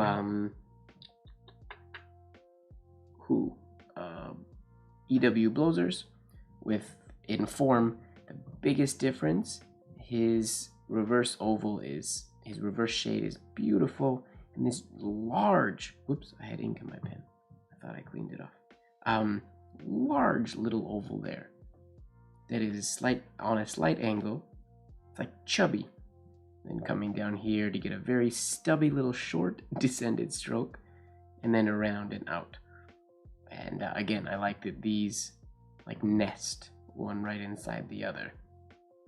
I like how he does those ovals on the end, the same as Blozer did. I wonder if he was inspired by Blozer's when he did this one. Biggest hurdle on that one is going to be getting that little loop that big. Mine are often much smaller than I would like them to be, so that's going to take some doing. And his compound curve entry is inside his horizontal oval, which is fascinating.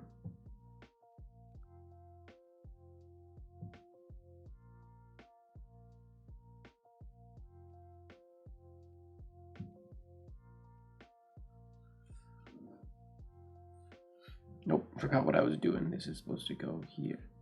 Other than that this loop not being where it was supposed to go, that was not bad. I'm doing it in whole arm so that I can get this exiting oval all in one nice clean stroke without my forearm muscles restricting my movement.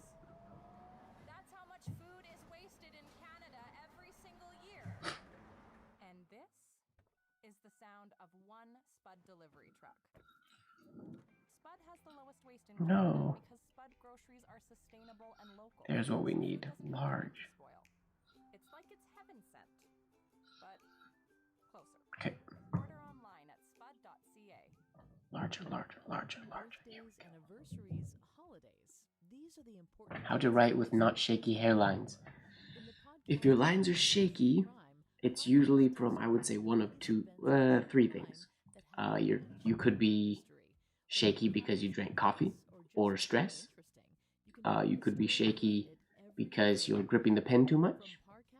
Um, if you're writing slowly, you're always going to have some shake. That's kind of unavoidable. That's going to be different for different people depending on your age and the status of your muscles.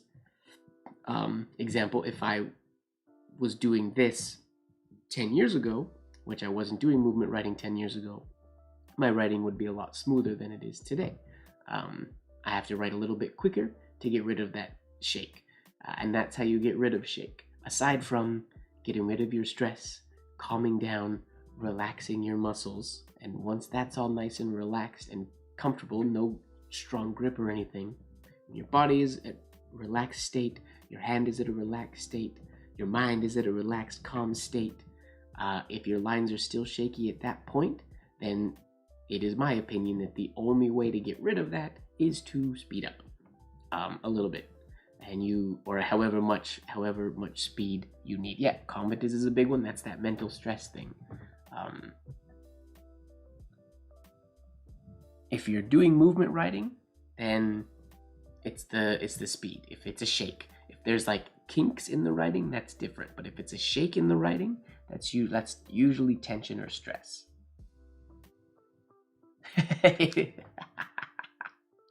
80% caffeine and 20% nerves that's tough. It's a tough combination.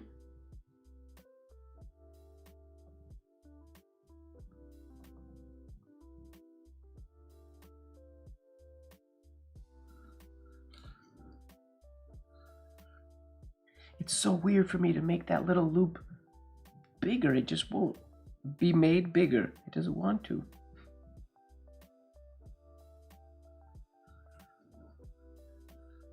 No, and then this has to be smaller. Come on. It's not that hard, Mike. Can't be that hard. I mean, the more you write it, the more sort of relaxed and comfortable you get with it, and the more it ends up in your head, and you don't have to think about it when you're writing. Because essentially, the best writing, you're completely at rest. People always say, it looks so easy, but when it works perfect, it is easy, because all the hard work went into the effortless, free movement of the writing. And so it doesn't just look easy, it is easy. It doesn't always happen. It's kind of a catch-22 a little bit.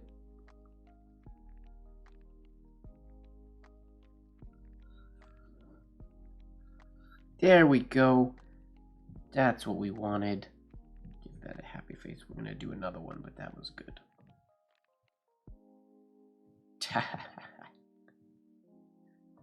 Yeah, I would say if you're a coffee drinker, only drink enough to keep yourself awake.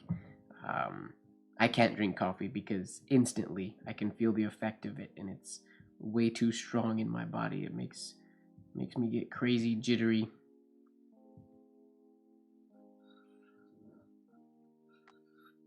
I'm already basically like a squirrel. I'm I'm quick twitch all the time. So coffee, can't do it. Only on like long road trips I'll drink it because it keeps me awake. Well, I mean, I'm pretty good at staying awake in a car anyways, but when I do road trips, I'll drive for 15, 16 hours a day. So I'll sometimes caffeinate when I do those trips.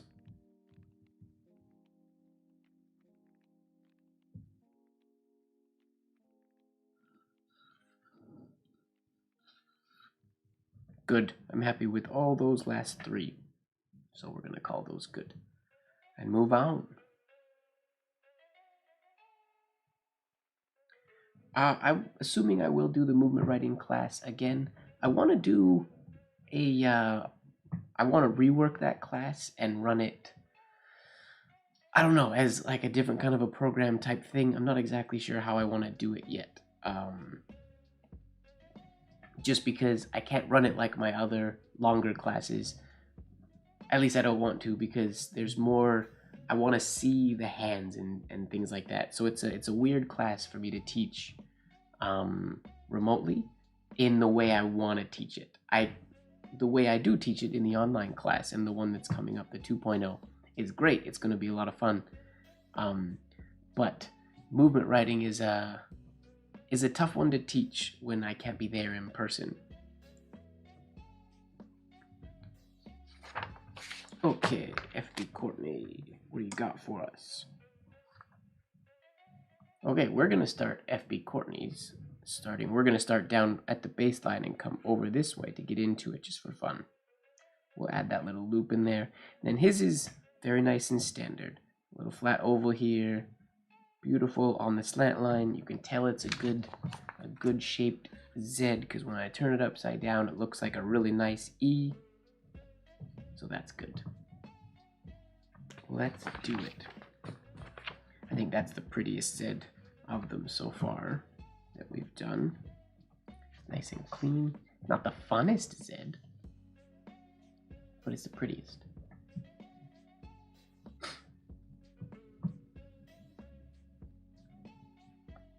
No worries, coffee lover, I feel you. One day, I don't imagine I will stop teaching anytime soon, so one day we'll make it happen. I mean, I hope I don't have to stop teaching anytime soon. I like it. So long as people keep liking learning from me, then hopefully we're on a long road.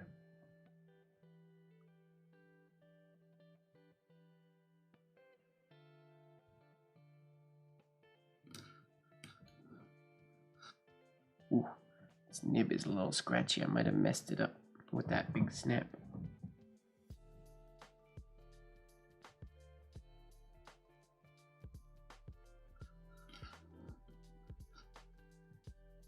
Okay, no, we need... So this little oval has to be... My brain keeps wanting to make it horizontal, but it needs to be angled down, which is tough for me.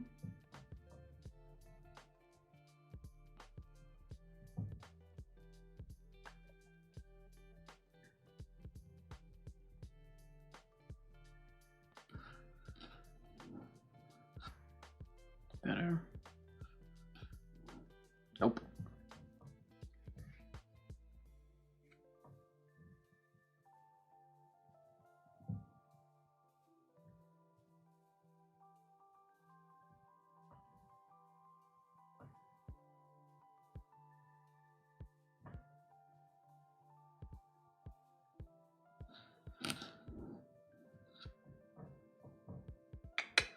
Happy with that. I gotta check out this nib.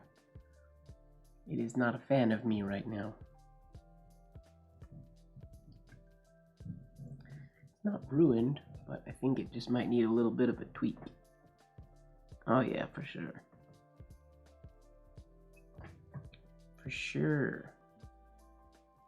Get that back in alignment. That should do it. A little saliva for the finger oil, because I touched it.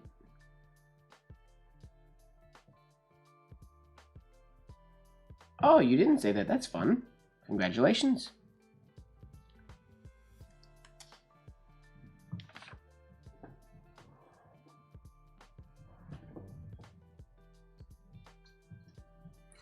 Okay, we'll try a couple more of these ones with my hopefully no longer scratchy nib, and then we'll move on to who's next. JD Todd's next.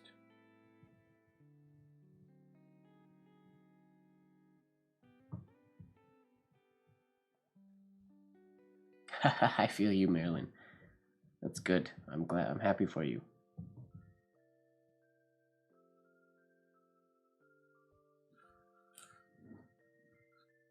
There we go. Smooth it out a bit.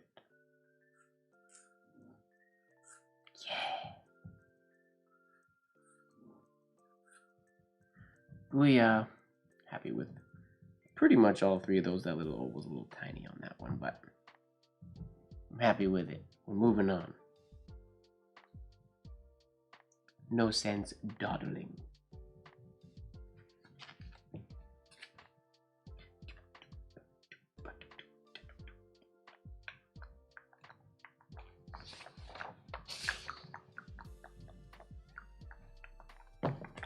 Okay, we're gonna follow. It follows basically the same variation as the Y that we did of JD Todd's.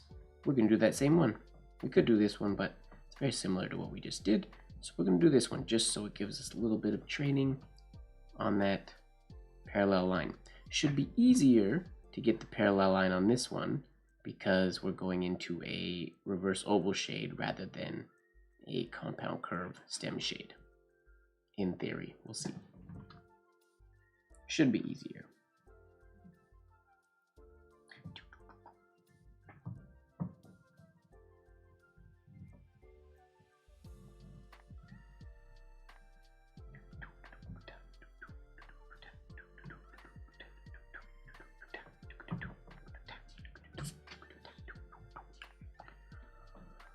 All right, here we go.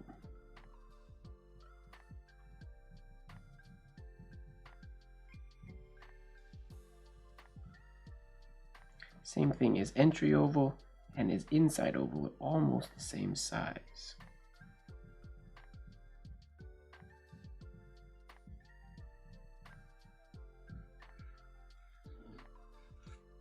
Whoops. I have a feeling he did this in 2 strokes, but I want to do it in 1 stroke. As per usual. I have to keep this going below before I go up. Like Jessie and her So I hit that slant sooner. Aaron's mindless humming Yeah. was starting to get to Jessie. His mindless humming was starting to get to me. Me too, Jessie. But since switching to public mobile, where there's rewards that lower her phone bill, Jessie is now free to feel the love again. Hey! No contracts, no commitments, and no hidden fees. Save more at publicmobile.ca.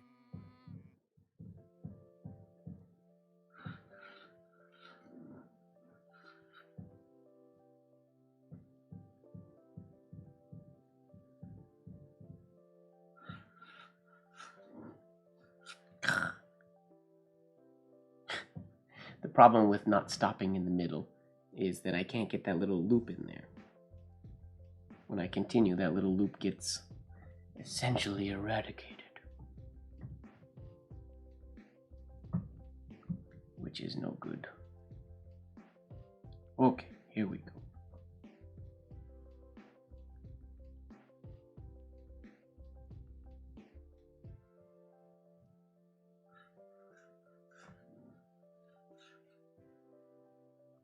Not bad, that's close.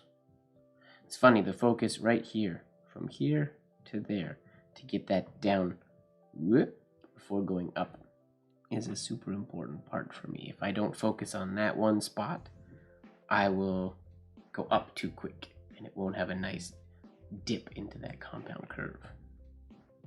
And the dip into the compound curve is important. If you're trying to do what JD Todd did, I also have to go, I think, a little bit either quicker or just make things a little bit more narrow to match his style.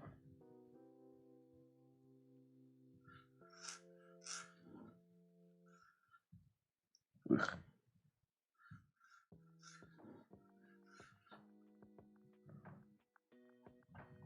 Sorry, that was behind my head. Ooh, am I participating in NaNoWriMo? I don't know. I didn't participate. Was it last year that I wrote? I did write. I participated. I can't remember if it was last year or the year before that. I did participate. I think it was last year. Posted about it on the internet and everything. Gave out my address. A bunch of people wrote me, which was awesome.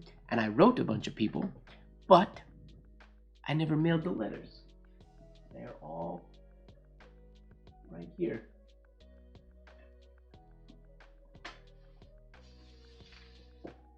These are a month worth of NaNoWriMo letters from at least a year ago, from 2020.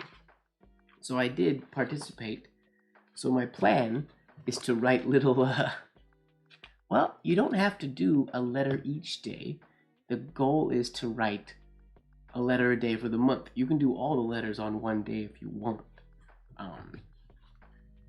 Yeah, I wrote, and I did. This is all of them. They're all letters to different people all over the world, and I just never mailed them. I didn't have envelopes, but I have envelopes now, and it is NCOWRIMO, so I just have to get to it. I have to mail them. I used to be an avid promoter of NCOWRIMO. It's a good time. I just didn't have envelopes, which I know is an extremely lame excuse, but I wrote, it's ridiculous that I did the hard part, and I didn't do the easy part.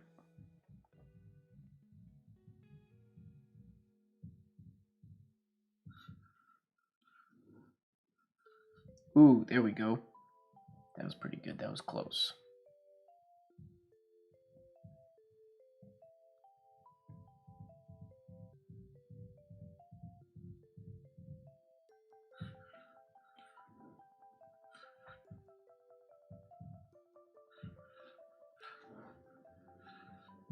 That's close as well.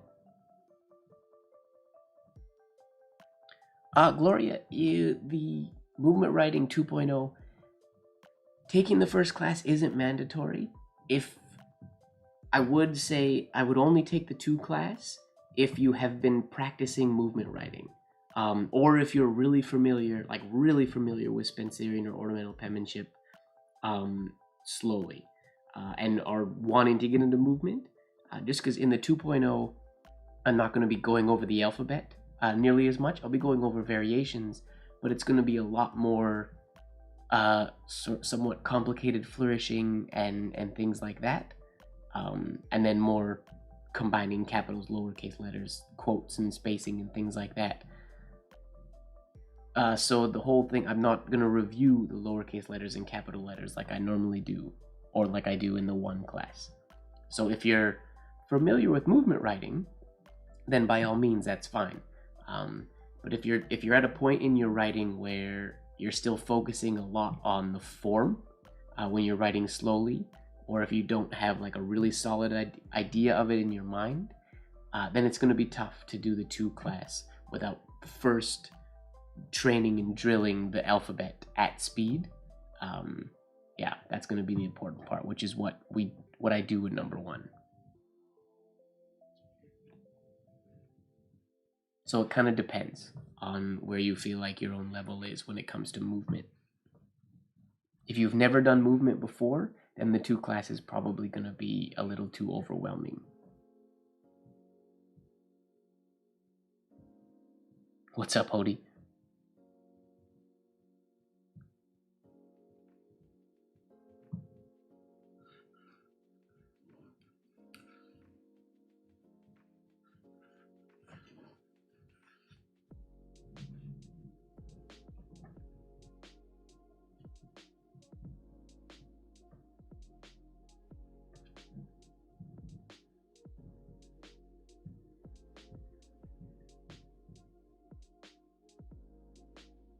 Do you do movement writing, Hody?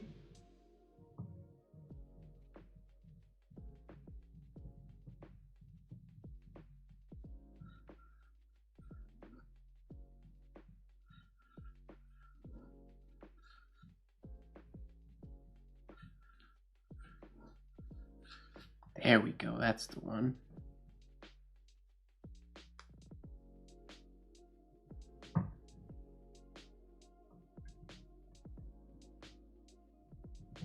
Sorry, yep. I mean, if you do movement writing, if you're comfortable with movement writing and you have a good eye already for ornamental penmanship, then the 2 class will be fine. It's just I don't review the lowercase letters and base capital forms. In the 1 class, that's the entire 1 class is going in depth into writing the A in movement, writing every stroke of the lowercase letters and the capital letters. Most of the focus is on the lowercase letters for the 1 class, but it's a quick one. Like, we go through it pretty quick, which is why we're doing the 2, so that we can get beyond or past just doing the capitals and get a little bit more into sort of using the writing more, actively using it. If the class gets to the point, I would like to get to the point where we can start doing some signature writing. That's not the main focus of it, but I do hope to do some of that in the class.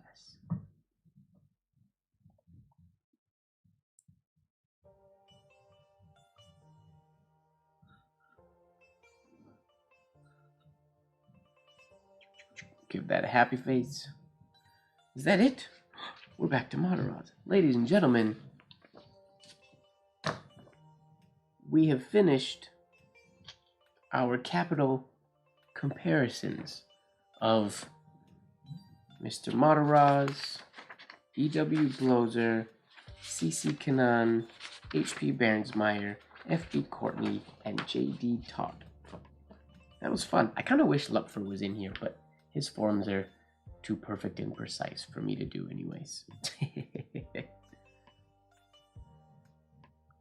That was quite fun. That I didn't think when I started that little series that it was going to be quite that long and in depth. I didn't imagine that. I thought it would rifle through in a couple weeks, but that definitely took us a while.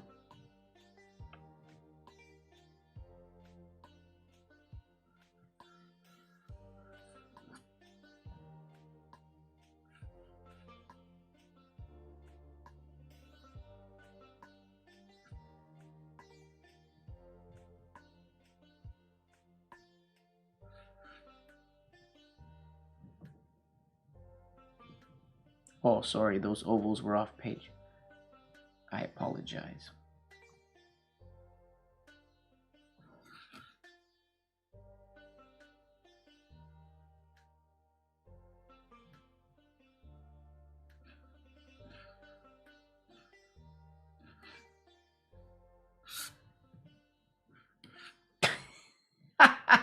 That is the worst.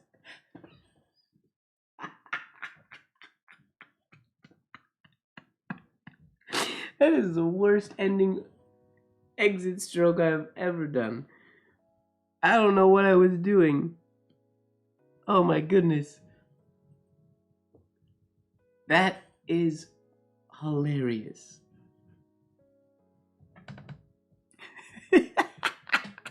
Sorry. Never do something like that. That's one of those in class when I just get goofy. And when I got to this point, I was trying to think of how I could go to here. And then I came up here, and then when I stopped, then it was everything after that was just, I mean, that wasn't even really an attempt at a good flourish. Once I got to this point, I was like, oh, we're just gonna be ridiculous now. That was terrible. So funny. So funny.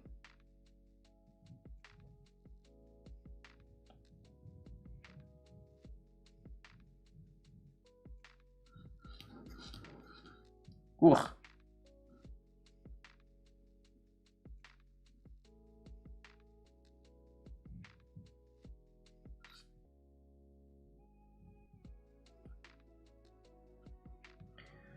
What nib are you using? I'm currently using a Gelat 303, but it is from a freak batch that were way more flexible than the 303s have ever been or have ever been since. They're not like this anymore. This batch, the metal was too thin. It was too fine. Not too fine, too thin, and too flexible. So the quality control was just out the window. You'd get like 1 or 2 good ones in a box. But they just randomly were really good for this style of writing. Unlike most of the 303s that are made, even vintage ones, they're not, in my opinion, as good as this one. I got lucky and got a box of these ones that were relatively good quality control wise, but many people were not lucky. So it was an accident, and for me it was just a happy accident.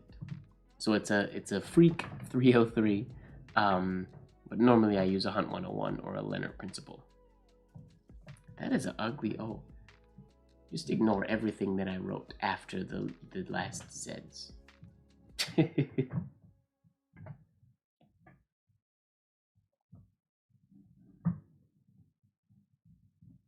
When you're bothered by your mobile company, you're bothered by everything.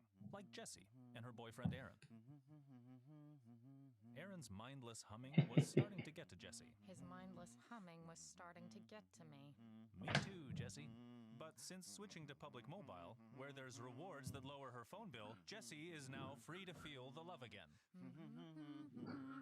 Hey! No contracts, no commitments, and no hidden fees. Save more at publicmobile.ca.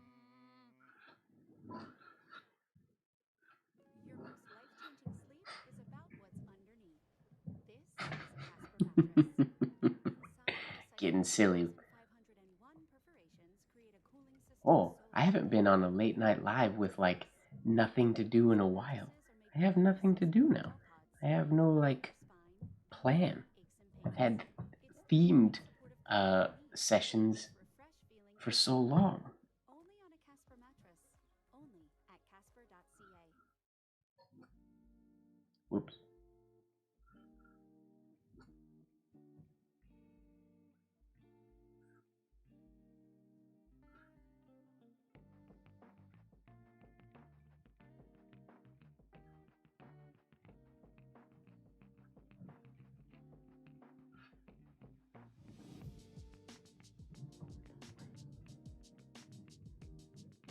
What's next? I don't know. I'm not sure what's next.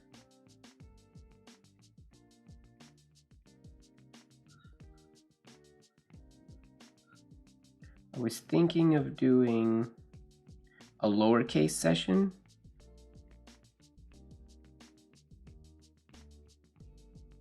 Because I never really work on lowercase, and my lowercase letters need work. So I probably need to practice some of those. A lot of people have been asking for me to do an engrosser script session, which I don't know that I'm brave enough to do one of those live yet, but maybe I'll do engrosser script one of these days.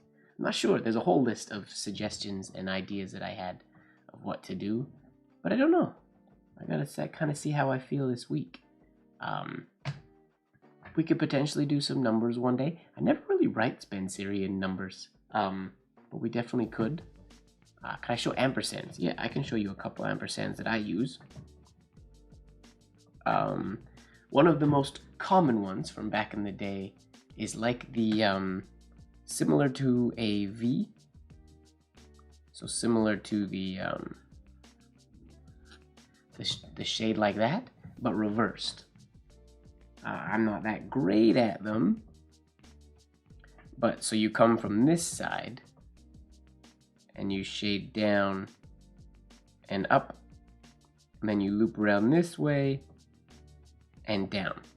That shade should look more like the V shade, evenly spaced on both sides. That's probably the prettiest ampersand, I think. Getting that shade takes some getting used to because it's the opposite way of the way we normally do it. For Spencerian anyways. But that's that one there. And then there's the one that I use the most. Without shades is just a line down like this. And then just a line over like that. So it's like a plus ampersand. Some penmen used a slight shade on this stroke here. So you would get something like this. When I do it, it ends up having this ugly blunt end, which it shouldn't. It should have a more like that type of a situation. But those are the two most common ampersands.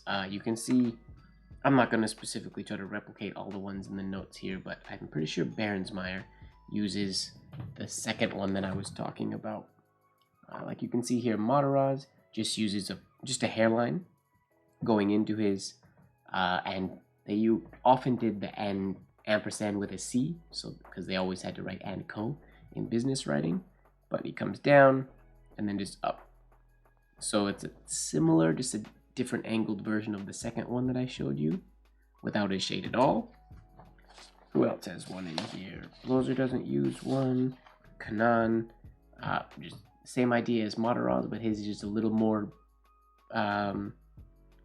flowery. That's probably not the right word, but it's just a little more bouncy compared to Mataraz's.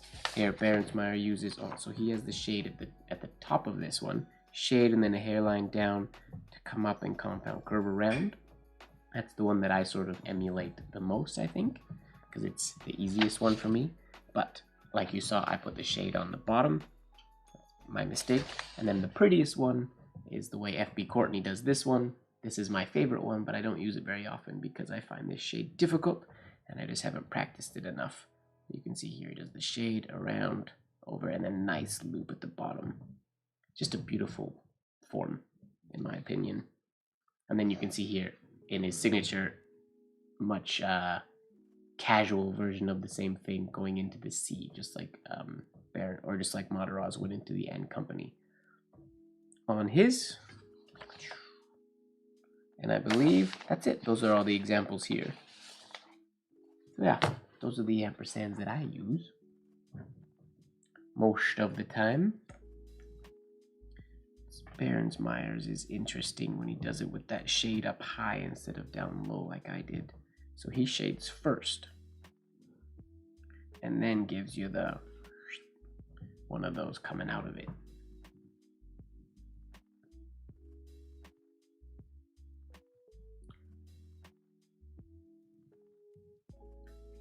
Oh, Mataraz script.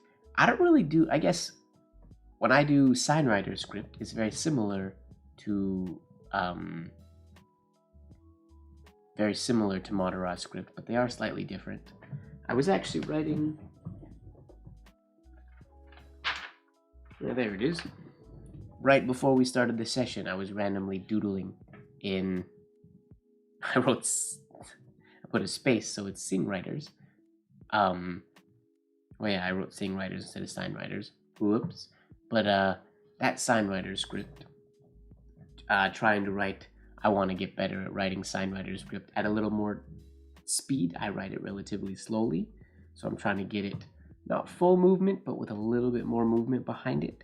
So that is a possibility that we could maybe do a Signwriters day.